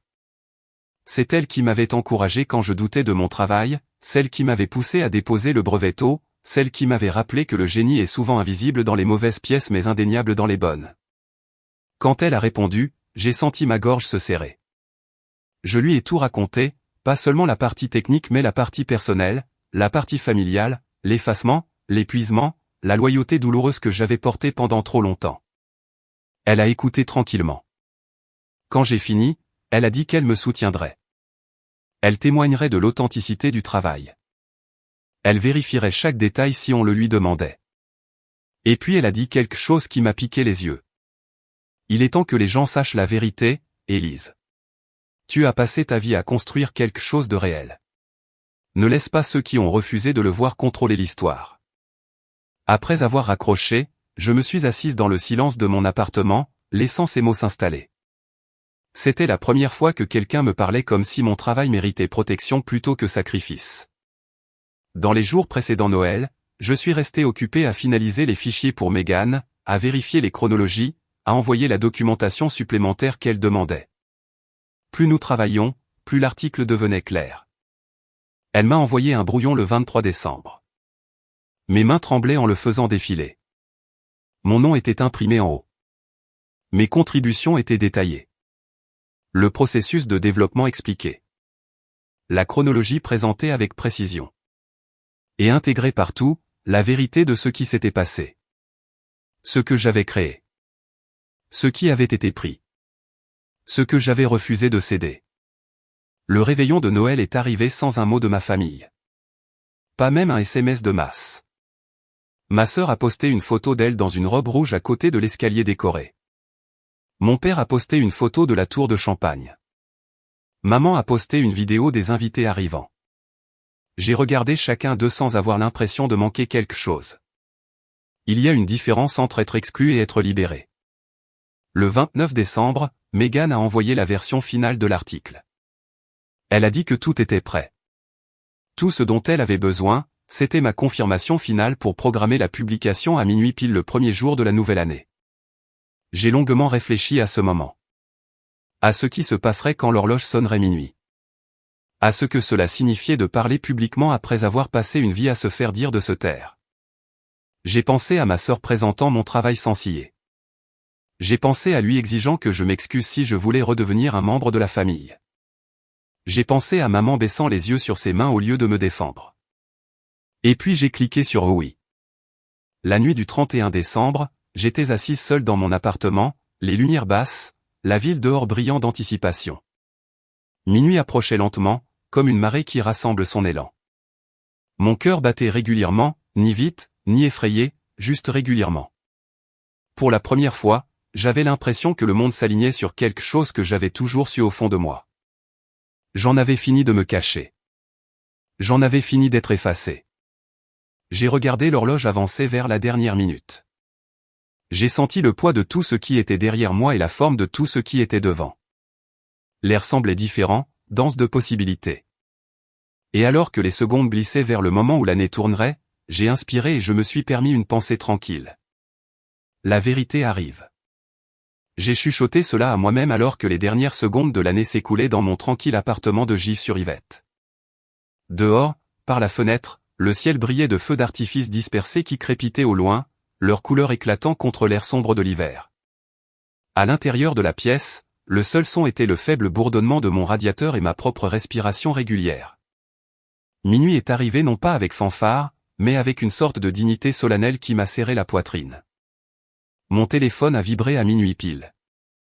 C'était une alerte du système de publication du magazine confirmant que l'article était en ligne. J'ai regardé l'écran pendant un long moment. Mon nom. Mon travail. Mon histoire. Tout cela dans le monde, plus piégé à l'intérieur d'une maison qui refusait de me reconnaître. J'ai ressenti un étrange mélange de soulagement et de chagrin, comme si quelque chose avait été libéré et quelque chose d'autre avait été perdu pour toujours. J'ai posé mon téléphone sur le comptoir de la cuisine et je me suis versé un verre d'eau, mes mains tremblant juste assez pour que je doive stabiliser le bord contre l'évier. À minuit 1, le téléphone a de nouveau sonné. L'écran s'est allumé avec le nom de ma sœur. Je me suis figé. Pendant un moment, j'ai envisagé de ne pas répondre. Mais j'ai décroché. Sa voix tremblait. « Élise, qu'est-ce que tu as fait ? Papa ne peut plus respirer. » Maman crie. Les gens sont encore là. Tout le monde l'a vu. Qu'est-ce que tu as fait ? J'ai fermé les yeux et je me suis appuyé contre le comptoir. J'ai dit la vérité. Elle a commencé à parler vite, trop vite, trébuchant sur ses mots. Tu ne peux pas faire ça. Tu ne peux pas publier des choses privées. Les investisseurs appellent. Les gens demandent pourquoi l'entreprise a dit que c'était notre travail. Papa dit qu'il appelle la police. Il dit que tu as fait une violation de propriété plus tôt aujourd'hui. Il est furieux. Il veut ta peau. J'ai dit tranquillement, je n'ai jamais fait de violation de propriété. Tu le sais. Elle a continué comme si elle ne m'avait pas entendu. Il est hors de contrôle. Il a dit que tu l'avais humilié. Il a dit que tu avais embarrassé la famille la plus grande nuit de l'année. Il appelle vraiment la police, Élise. Ils sont en route. Sa panique a déferlé sur la ligne, mais elle n'est pas entrée en moi. Quelque chose en moi s'était déjà ancré. J'ai mis fin à l'appel sans discuter. J'ai reposé le téléphone face contre table et je suis allé au placard de l'entrée où mon manteau était suspendu. Mon souffle s'est stabilisé alors que je glissais mes bras dans les manches. S'il voulait impliquer la police, alors la police pourrait entendre la vérité. J'ai pris le dossier épreuve dans le tiroir de mon bureau et je l'ai glissé dans mon sac. Avant de quitter l'appartement, j'ai envoyé un court message à Daniel. Papa a appelé la police. Accusation de violation de propriété. À la maison maintenant. Quelques secondes plus tard, il a répondu. J'arrive. Ne parlez à personne avant mon arrivée. Les routes étaient presque vides alors que je conduisais dans la nuit d'hiver. Les lumières de fête de la ville scintillaient le long des bords de l'autoroute. Mes pneus bourdonnaient contre la chaussée, réguliers et doux. À chaque kilomètre qui passait, mes mains se desserraient sur le volant. Au moment où j'ai atteint Versailles, la tension dans ma poitrine s'était transformée en un calme frais et concentré. Quand je me suis garé devant la maison, l'allée était encore bordée de voitures. Les lumières des fenêtres se déversaient sur la pelouse avant, éclairant des parcelles de neige. Je pouvais entendre des voix à l'intérieur, élevées et frénétiques. J'ai pris une lente inspiration et je me suis dirigé vers la porte. Avant de l'atteindre, 2 voitures de police se sont garées dans l'allée derrière moi. Leurs phares ont balayé la maison, projetant des ombres nettes. Des agents sont sortis, ajustant leurs vestes contre le froid. Une autre voiture s'est garée juste après eux. Daniel est sorti, vêtu d'un manteau d'hiver sombre avec une mallette à la main. Son expression était stable et indéchiffrable. Il s'est approché de moi. Vous êtes prête? J'ai hoché la tête. Nous nous sommes approchés de la porte d'entrée ensemble. Avant que nous puissions frapper, elle s'est ouverte en grand. Il se tenait dans l'embrasure de la porte, le visage rouge, le col de sa chemise défait. Derrière lui, je pouvais voir des invités entassés dans le hall, certains tenant encore des coupes de champagne, d'autres chuchotant à la hâte. C'était chaotique, presque théâtral, comme une scène de pièce où les acteurs avaient perdu le contrôle du script. Il a pointé un doigt vers moi. Agent, c'est elle. Elle a violé ma propriété plus tôt aujourd'hui. Elle a causé des problèmes. Je veux qu'elle soit immédiatement expulsée. L'un des agents s'est avancé. Monsieur, nous allons parler à toutes les personnes impliquées. Veuillez reculer. Mais il ne voulait pas. Je suis le propriétaire de cette propriété. J'ai tout à fait le droit de la faire arrêter. Elle n'a aucune permission d'être ici. Elle a violé les limites personnelles et privées et elle interfère avec les affaires familiales. Daniel a parlé calmement. Agent, Monsieur Lefebvre a tort. Légalement et factuellement. Ma cliente n'a commis aucune violation. Mais plus important encore, Monsieur Lefebvre n'a aucun droit de propriété sur cette maison. Il n'a aucune qualité pour porter une accusation de violation de propriété. Mon père l'a regardé, confus, avant de devenir plus rouge encore. De quoi parlez-vous? C'est ma maison. J'y vis depuis 30 ans. Vous n'allez pas entrer ici et me dire que je n'ai aucun droit sur ma propre maison.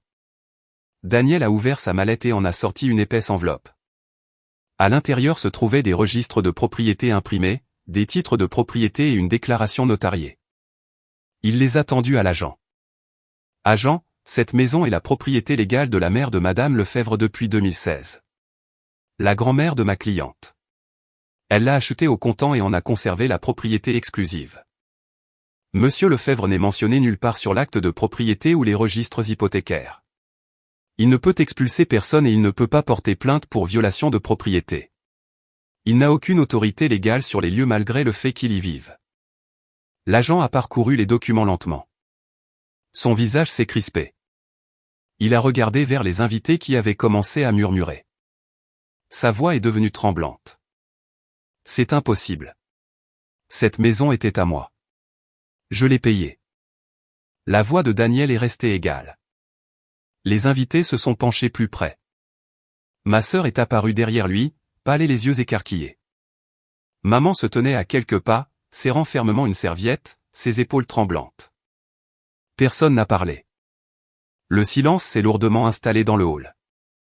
Mon père a bafouillé, essayant de reprendre le contrôle. C'est ma maison. C'est moi qui commande ici.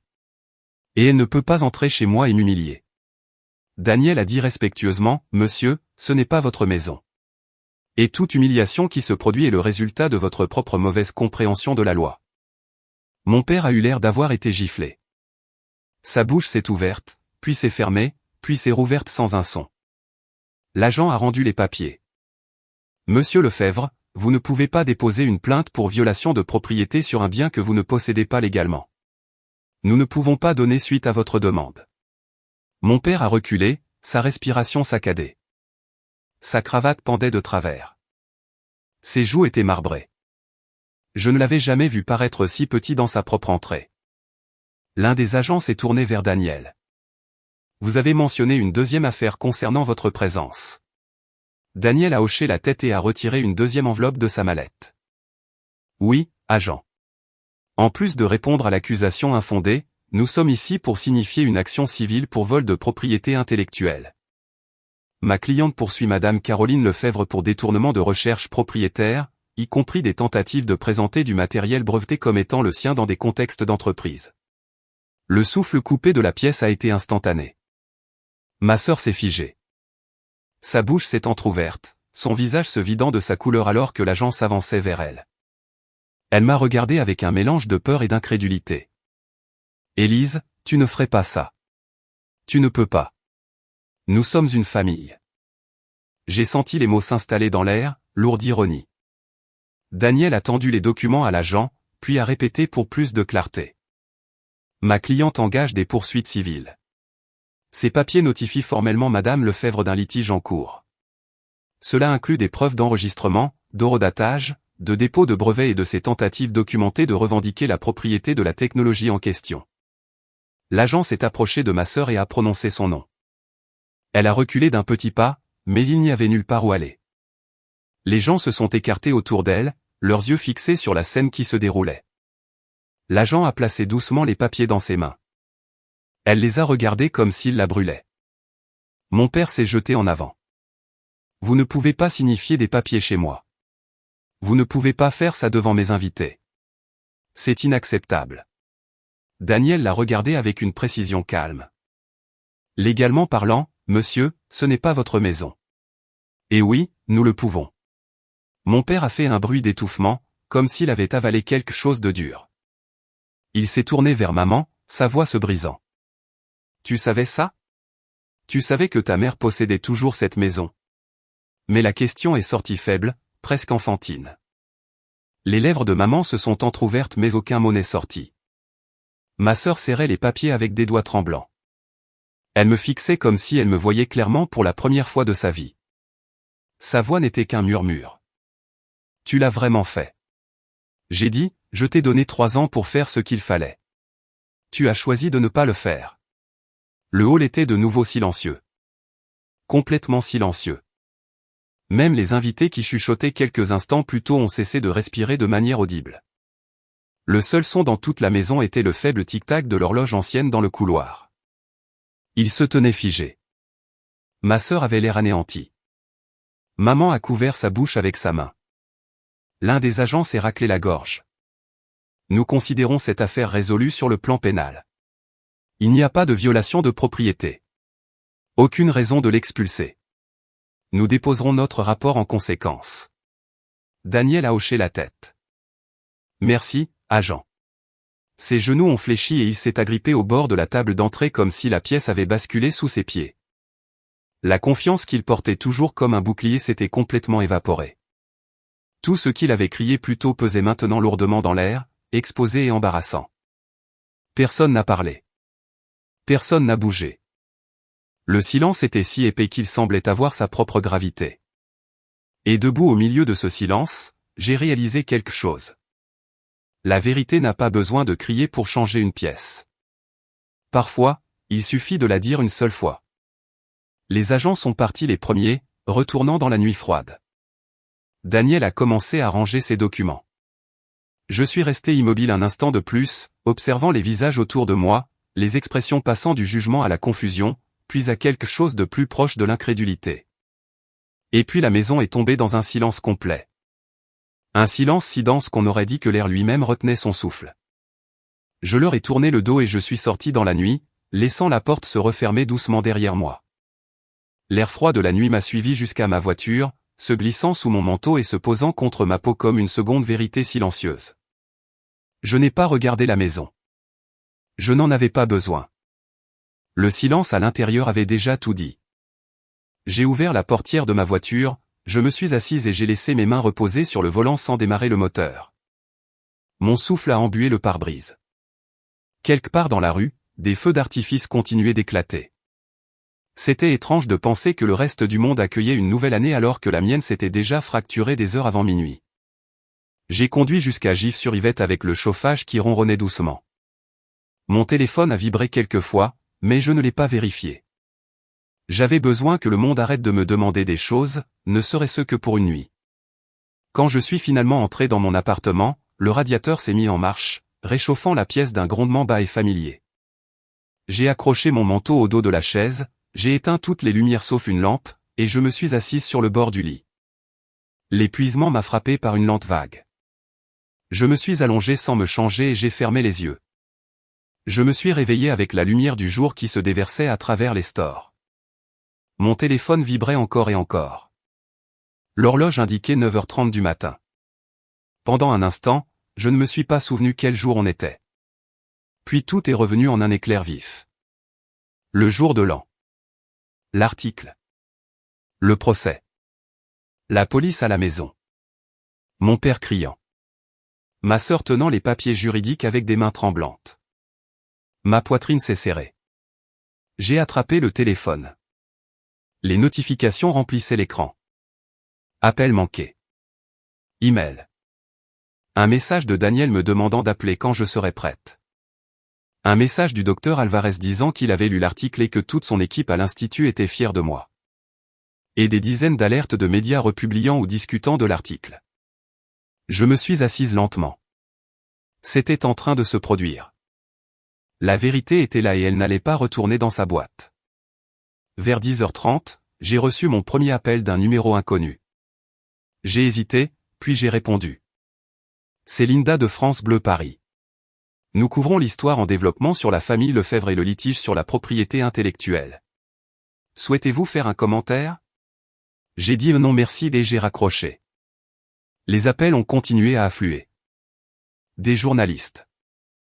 Des analystes. Des gens de sociétés de biotechnologie. Même quelqu'un d'une émission de télévision. Je les ai tous ignorés. Je n'étais pas prête à laisser le monde faire partie de cela. Pas encore. Vers midi, ma sœur a tenu une conférence de presse. Je ne l'ai pas regardée en direct, mais quelqu'un m'a envoyé un clip une heure plus tard. Je l'ai d'abord regardé en muet, puis avec le son. Elle se tenait derrière un podium avec le logo de l'entreprise derrière elle. Elle avait l'air fatiguée. Ses yeux étaient gonflés comme si elle n'avait pas dormi du tout. Elle a commencé avec un souffle tremblant. La situation a été montée en épingle. Ma sœur et moi avons travaillé en étroite collaboration pendant des années. Nous nous sommes soutenus mutuellement. Tout malentendu sur les contributions intellectuelles est une question de communication interne. Notre famille a toujours valorisé la collaboration. Un journaliste a immédiatement levé la main.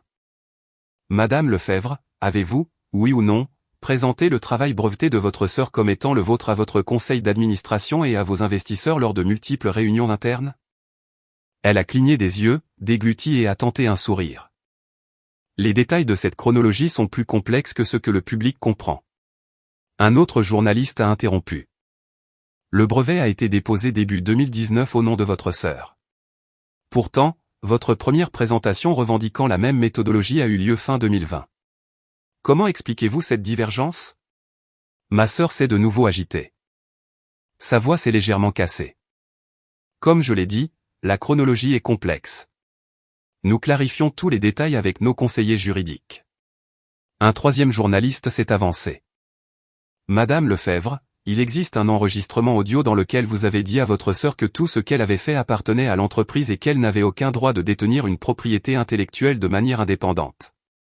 Niez-vous l'authenticité de cet enregistrement? S. Et joues étaient dépourvues de couleur. Je pouvais presque l'entendre penser. L'équipe examine toutes les preuves. La pièce s'est remplie de murmures.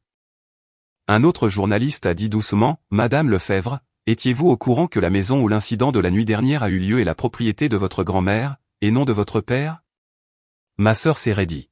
« Je ne peux pas commenter les affaires personnelles. » Quelqu'un a ajouté, « Madame Lefebvre, quelle est votre réponse aux allégations selon lesquelles vous avez trompé les investisseurs sur les origines de la technologie ?» Elle a fermé les yeux un instant, puis a brusquement mis fin à la conférence. Le clip s'est arrêté là. J'ai laissé le téléphone tomber sur le coussin du canapé. J'ai ressenti une étrange douleur dans ma poitrine, ni satisfaction, ni victoire, mais quelque chose de plus compliqué. Pendant si longtemps, le monde avait cru qu'elle était la talentueuse, la brillante, l'héritière naturelle de l'héritage de notre famille. J'avais passé des années à me faire toute petite pour rentrer dans l'espace qu'il me laissait. Maintenant, le monde lui posait des questions auxquelles elle ne pouvait pas répondre. Ce n'était pas de la vengeance, pas exactement. C'était simplement la vérité qui la rattrapait. Cet après-midi-là, le conseil d'administration du groupe Lefebvre a annoncé une suspension temporaire du rôle de direction de ma sœur en attendant une enquête interne. Les actions ont chuté. Un contrat hospitalier majeur d'une valeur de 15 millions d'euros a été gelé. Un article d'une revue médicale a fait surface, remettant en question l'exactitude des affirmations antérieures de l'entreprise. Le soir, j'ai reçu un email d'un employé que j'avais rencontré des années plus tôt. Il a dit qu'il avait peur pour l'avenir de l'entreprise parce que les gens dépendaient de ses emplois pour subvenir aux besoins de leur famille. Son message se terminait par « S'il vous plaît, s'il y a quelque chose que vous pouvez faire, s'il vous plaît, aidez-nous ». Je suis resté avec ça pendant un long moment. Je ne voulais pas que quiconque perde son gagne-pain à cause des choix de ma famille. Mais la vérité avait des conséquences. Les conséquences ne discutent pas. Elles ne négocient pas. Elles arrivent quand elles sont prêtes. Le lendemain matin, je suis allé au café près de mon appartement. L'air sentait la neige même si aucune n'était tombée. Les rues étaient plus calmes que d'habitude. J'ai commandé un café au lait et j'ai attendu près de la fenêtre. Après quelques minutes, mon téléphone a de nouveau vibré. C'était un appel de ma mère. J'ai hésité, puis j'ai répondu. Sa voix était faible. « Élise, pouvons-nous parler ?» J'ai dit oui, et elle a demandé si nous pouvions nous rencontrer dans un endroit neutre. Nous avons choisi un petit café près de Paris qu'elle aimait autrefois. Quand je suis arrivé, elle était déjà assise à une table d'angle. Elle semblait plus petite, comme si sa silhouette s'était recroquevillée pendant la nuit. Elle remuait son thé sans lever les yeux. « Merci d'être venue », a-t-elle dit doucement. Je me suis assise en face d'elle. Elle a continué à remuer le thé même s'il n'en avait plus besoin. Ses yeux se sont enfin levés pour rencontrer les miens. Tout s'effondre. Ta sœur est dévastée. Ton père est furieux. Le conseil d'administration demande des explications. Les gens que nous connaissons posent des questions. Cela fait du mal à notre famille. J'ai attendu qu'elle finisse. Elle a pris une inspiration. Nous devons prendre les devants. Si tu pouvais publier une déclaration disant que l'article a exagéré les choses ou que le procès était un malentendu, cela calmerait tout. Tu obtiendrais toujours la reconnaissance pour ce que tu as fait. Et la famille ne serait pas détruite par cela. Je l'ai observé attentivement. Pendant un moment, j'ai presque eu l'impression d'être à nouveau une enfant, attendant qu'elle me choisisse, qu'elle me défende, qu'elle me voie. Mais ce moment est passé. J'ai dit, je ne mentirai pas pour vous. Elle a visiblement tressailli. Élise, s'il te plaît. C'est ta famille. Nous avons tout construit sur notre réputation. Si tu continues à insister, nous ne nous en remettrons jamais. J'ai posé mes mains sur la table. Maman, j'ai dit la vérité. C'est tout. Si votre réputation ne peut pas survivre à la vérité, alors elle n'a jamais été réelle. Ses yeux se sont remplis de larmes. Tu ressembles tellement à ta grand-mère. J'ai failli sourire à cela, mais pas méchamment. Mamie avait toujours cru qu'il fallait tenir bon, même si cela lui coûtait tout. Peut-être avais-je hérité de cela.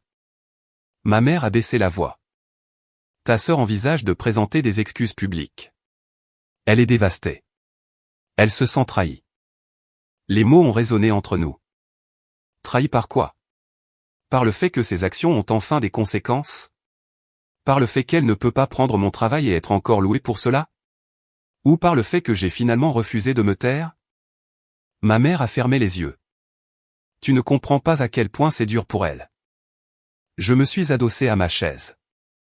Peut-être que tu ne comprends pas à quel point les 10 dernières années ont été dures pour moi. Elle m'a regardé alors, vraiment regardé, comme si elle voyait la forme de ma douleur pour la première fois. Mais la reconnaissance n'est pas restée longtemps. Elle ne le faisait jamais. Elle a tendu la main sur la table et a touché la mienne. S'il te plaît, aide-nous à arranger ça. Nous ne pouvons pas survivre à l'humiliation. J'ai doucement retiré ma main. L'humiliation n'est pas fatale. Me perdre l'était. Je ne renoncerai plus à cela. Elle a pris une inspiration tremblante et a hoché la tête, comme si elle comprenait quelque chose qu'elle aurait souhaité ne pas avoir entendu. Elle s'est levée sans finir son thé. Avant de partir, elle a dit doucement, « Tu choisis l'orgueil plutôt que la famille. » J'ai répondu, « Non. Je choisis la vérité plutôt que le silence. » Elle a quitté le café. Pendant le reste de la semaine, les retombées ont continué. D'autres journalistes ont creusé l'histoire. Des analystes se sont demandé depuis combien de temps l'entreprise s'appuyait sur des recherches mal attribuées. D'anciens élèves de l'Institut ont posté des félicitations pour la reconnaissance de mon brevet. Des personnes à qui je n'avais pas parlé depuis des années m'ont envoyé des messages de soutien. Le 5 janvier, le conseil d'administration a fait une annonce. La suspension de ma sœur a été prolongée. L'examen interne se poursuivrait pendant plusieurs semaines. Les actions ont de nouveau chuté. Une organisation médicale a annoncé qu'elle reconsidérait ses futures collaborations. Un présentateur de nouvelles populaires a rapporté que les investisseurs exigeaient des comptes. Ce soir-là, ma sœur a appelé. Sa voix était plus calme que je ne l'avais jamais entendue. Elle a dit qu'elle avait besoin de parler en personne. Il y avait quelque chose qu'elle voulait me dire. Quelque chose qu'elle devait décider. Je lui ai dit que j'y réfléchirais. Après avoir raccroché, je suis allé à la fenêtre de mon appartement. Les lumières de la ville scintillaient comme des pensées agitées. L'air extérieur était froid, mais à l'intérieur de la pièce, je sentais un étrange apaisement. Pour la première fois de ma vie, ma famille ne décidait pas du récit. Le monde ne me voyait plus à travers leur prisme. Il me voyait tel que j'étais. Et la vérité, une fois dite, faisait exactement ce que la vérité fait. Elle bougeait. Elle travaillait. Elle remodelait tout sur son passage. Je savais que l'histoire n'était pas terminée. Ma sœur n'en avait pas fini. Ma famille n'en avait pas fini. Il y aurait d'autres conversations, d'autres retombées, d'autres décisions à prendre. Mais pour la première fois, je me sentais stable. Même pleine d'espoir. Je suis resté près de la fenêtre cette nuit-là, regardant les lumières de Paris scintiller contre le ciel d'hiver, me demandant combien d'années j'avais passé à essayer d'appartenir à des gens qui ne se sont jamais demandé s'ils m'appartenaient. La pensée était silencieuse mais aiguë, comme un fil qui se libère. Je l'ai laissé s'installer. Pour la première fois de ma vie, le monde semblait plus grand que les murs que ma famille avait construits autour de moi. Le lendemain matin a apporté une sorte de quiétude que je n'avais pas ressentie depuis des années. Je me suis réveillé sans appréhension. J'ai fait du café sans me presser. La ville dehors était lente et douce sous une couche de lumière pâle. Quand j'ai vérifié mon téléphone, j'ai vu un message vocal de ma sœur. Sa voix semblait usée, presque fragile. Elle a dit qu'elle voulait qu'on se rencontre. Elle a dit qu'elle avait besoin de parler en personne. Elle a dit qu'elle voulait s'excuser. Je n'ai pas répondu tout de suite. J'ai marché dans mon appartement avec le message résonnant dans mon esprit. 1 an plus tôt, j'aurais sauté sur l'occasion. 1 an plus tôt, j'aurais porté l'espoir comme un fardeau, croyant que si je me comportais parfaitement, si j'expliquais soigneusement, si je m'adoucissais assez, peut-être qu'il me verrait. Peut-être qu'il me choisirait. Mais les choses sont différentes maintenant. La vérité était entrée dans la pièce et refusait de partir. Et une fois que la vérité respire, rien ne redevient comme avant. Nous nous sommes finalement rencontrés dans un petit parc près de la Seine, celui avec les longs bancs qui font face à l'eau. Ma sœur attendait près de la balustrade. Elle portait un long manteau et son souffle embuait l'air par courtes bouffées. Quand elle s'est tournée vers moi, elle ne ressemblait en rien à la femme qui avait applaudi quand mon père m'avait mise à la porte. Ses yeux étaient rouges et fatigués. Pour une fois, il n'y avait pas de public, pas de posture, pas de performance. Elle a dit merci d'être venue, et sa voix s'est cassée sur le premier mot. Je me suis assise sur le banc. Elle s'est assise à côté de moi, laissant une distance polie. Pendant un long moment, elle n'a rien dit. Puis les mots ont jailli. J'ai tout lu. Les dossiers de brevets. Les emails. Les eurodatages. Les enregistrements. Je ne voulais pas y croire. Je n'arrêtais pas de penser qu'il devait y avoir une autre explication, quelque chose qui me ferait paraître moins comme la méchante dans la vie de ma propre sœur. Mais il n'y en a pas. C'est moi qui t'ai fait ça. Je t'ai volé. Je t'ai effacé. Et je me suis laissé croire que c'était bien parce que nous partageons un nom de famille. Ses mains tremblaient alors qu'elle les frottait l'une contre l'autre pour se réchauffer. Tu as toujours été doué pour les choses avec lesquelles je luttais. Tu voyais des connexions que personne d'autre ne voyait. Tu créais des choses qui faisaient réfléchir les gens. J'étais jalouse. Je pensais que si je pouvais prendre ce que tu avais fait et l'envelopper dans mon sourire, les gens me verraient comme ils te voyaient. Je suis désolé, Élise. Je suis tellement désolé. L'excuse est restée en suspens dans l'air, froide et fragile. J'ai écouté tranquillement. Elle a attendu. Finalement, j'ai dit, j'apprécie tes excuses. Vraiment. Mais des excuses n'effacent pas les années, ni les choix, ni les dommages. Elles ne font que les reconnaître. Elle a hoché la tête. Je sais. Je n'attends rien. J'avais juste besoin de le dire. Nous sommes restés assises là un moment, deux femmes au bord d'une rivière, essayant de comprendre la forme d'une blessure. Finalement, elle m'a dit qu'elle prévoyait de démissionner complètement. Elle a dit que le conseil d'administration préparait une déclaration. Elle a dit qu'elle ferait la sienne. Elle voulait assumer ses choix publiquement, non pas parce que le monde l'exigeait, mais parce qu'elle ne pouvait pas vivre avec elle-même autrement. Quand elle s'est levée pour partir, elle a fait une pause. Tu méritais mieux que nous. J'espère que la vie te donnera autant d'espace que tu lui en donnes. Je l'ai regardée s'éloigner. Je n'ai pas ressenti de triomphe ni de satisfaction. Ce que j'ai ressenti, c'est une douce douleur, le genre qu'on ressent quand quelque chose se brise enfin et commence à guérir. Les mois qui ont suivi ont passé rapidement. En février, mon travail avait attiré l'attention d'un hôpital de recherche à Lyon. Il voulait collaborer sur un programme de diagnostic utilisant des modèles de détection précoce. Les réunions étaient longues mais énergisantes. Pour la première fois, j'avais l'impression que les gens me parlaient à moi, pas autour de moi, pas à travers moi, mais directement à moi. Ils me voyaient. Pas qui j'étais censé être pour ma famille, mais qui j'étais réellement. Au printemps, j'ai lancé ma propre entreprise dans un loft rénové à Paris. J'ai embauché des chercheurs de différents coins du domaine, des gens curieux, humbles et désireux de construire quelque chose d'honnête. Nous tenions nos réunions d'équipe dans une pièce ensoleillée avec une longue table en bois et des tasses qui n'étaient jamais assorties. Certains jours, nous échouions. Certains jours, nous tombions sur des percées qui nous faisaient crier à travers la pièce. C'était désordonné et humain et exactement ce qu'il fallait. Mon père a essayé d'appeler une fois en avril. Le message vocal était court. Il a dit qu'il voulait discuter des malentendus. Il a dit que la famille avait besoin de guérir.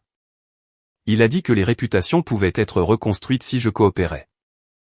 Je n'ai jamais rappelé. Ma mère a tendu la main plus doucement. Elle envoyait des emails au lieu d'exigences. Elle demandait comment j'allais. Elle demandait si elle pouvait venir me voir. Je n'ai pas dit non, mais je n'ai pas dit oui. Au lieu de cela, j'ai dit, nous pouvons parler. Mais seulement si nous parlons honnêtement. Pas de gestion d'image. Pas de faux semblants. Elle a accepté. Et pour la première fois de ma vie, nous avons eu une conversation qui ne tournait pas autour de mon silence. Elle n'a pas défendu ce qui s'était passé. Elle ne l'a pas minimisé. Elle a simplement dit qu'elle était désolée de ne pas m'avoir mieux protégé quand j'étais jeune et qu'elle avait eu si peur des conflits pendant si longtemps qu'elle n'avait pas réalisé que son silence était devenu sa propre forme de violence. Les mots étaient imparfaits mais réels. Je lui ai pardonné. Pas dans un moment dramatique, pas en un seul souffle, mais lentement, au cours de nombreuses conversations. Le pardon a pris forme comme une nouvelle langue que j'apprenais, une que je n'avais pas appris à parler en grandissant. Cela ne signifiait pas retourner dans le passé. Cela signifiait le reconnaître sans le laisser me retenir plus longtemps. L'été, mon entreprise a signé son premier contrat majeur avec un centre médical à Lille. L'accord valait plusieurs millions d'euros et étendrait l'accès au diagnostic précoce pour des milliers de patients. J'ai célébré avec mon équipe en commandant des plats à emporter et en mangeant par terre parce que nous n'avions pas encore acheté assez de chaises. Nous avons ri jusqu'à en avoir mal au ventre. À l'automne, j'ai été invité à prendre la parole lors d'une conférence sur les femmes dans l'estime. La salle était remplie de jeunes chercheuses, de scientifiques plus âgés, de femmes qui avaient été réduites au silence, négligées, sous-estimées. Je leur ai raconté mon histoire. Pas la version scandale, pas la version des gros titres, mais la version humaine. Celle où une fille a appris à se faire petite pour survivre, puis a appris à ne plus se faire petite pour vivre. Quand j'ai fini, la salle était silencieuse. Puis ils se sont levés et ont applaudi si longtemps que j'ai dû retenir mes larmes. Décembre est arrivé plus vite que prévu. La neige a saupoudré les trottoirs. Mon bureau était chaud avec des radiateurs qui bourdonnaient et des collations de fête. Mon équipe a terminé notre dernier projet de l'année et a échangé de petits cadeaux, principalement des blagues internes écrites sur des post-it. La vie semblait pleine d'une manière que je n'avais jamais connue. Pleine de gens qui me voyaient sans avoir besoin que je sois plus petite. Pleine de travail qui reflétait mon esprit au lieu du besoin de quelqu'un d'autre de le posséder. Pleine de souffle. Pleine de possibilités. Le matin du 31 décembre 2025, je me suis réveillé dans une douce nappe de soleil. J'ai fait du café, je me suis enveloppé dans un pull et je suis allé au bureau même si le bâtiment était officiellement fermé. J'aimais y être quand c'était calme. Les grandes fenêtres donnaient sur la ville. Les lumières scintillaient sur la rivière. C'était paisible. Ce soir-là, j'ai organisé une petite réunion dans mon appartement. Pas une fête, juste un groupe de personnes qui étaient devenues mes proches. Mon équipe. Quelques amis de l'institut. Même ma mère, qui est arrivée tôt et a aidé à couper des fruits dans la cuisine. Nous avons parlé de travail, de livres et de la joie étrange de trouver une communauté plus tard dans la vie. Nous nous sommes assis par terre avec des assiettes sur nos genoux. Cela ne ressemblait en rien au fait que ma famille organisait, celle où tout le monde souriait mais personne ne respirait. C'était différent. C'était vivant. Un peu avant minuit, je suis sorti sur le balcon pour un moment seul. Le ciel au-dessus de Paris était sombre et doux. Le son des rires venait de l'intérieur. Je tenais une coupe de champagne et j'ai laissé l'air froid s'installer autour de moi. 1 an plus tôt, je me tenais devant la maison de mes parents avec rien d'autre que mon manteau et ma dignité. 1 an plus tôt, j'avais été mise à la porte et effacée. Maintenant, je me tenais dans une vie que j'avais construite moi-même. Mon téléphone a vibré. Un message de ma sœur. Bonne année. Je vais mieux. J'espère que toi aussi. Merci d'avoir été honnête quand je n'étais pas assez courageuse pour l'être. J. ai répondu un simple bonne année et j'ai rangé le téléphone. À l'intérieur, quelqu'un a commencé le compte à rebours à partir de 10. Je suis rentré et j'ai rejoint le cercle. Les voix se sont élevées. Les rires se sont mêlés à l'espoir. Quand la pièce a éclaté à minuit, j'ai senti quelque chose s'ouvrir en moi. Une chaleur douce et constante. Ne pas appartenir avait autrefois ressemblé à une blessure. Maintenant, cela ressemblait à un début. Quand le bruit s'est calmé, j'ai levé légèrement mon verre et j'ai dit doucement, plus pour moi que pour quiconque, j'existe. Pleinement. Finalement.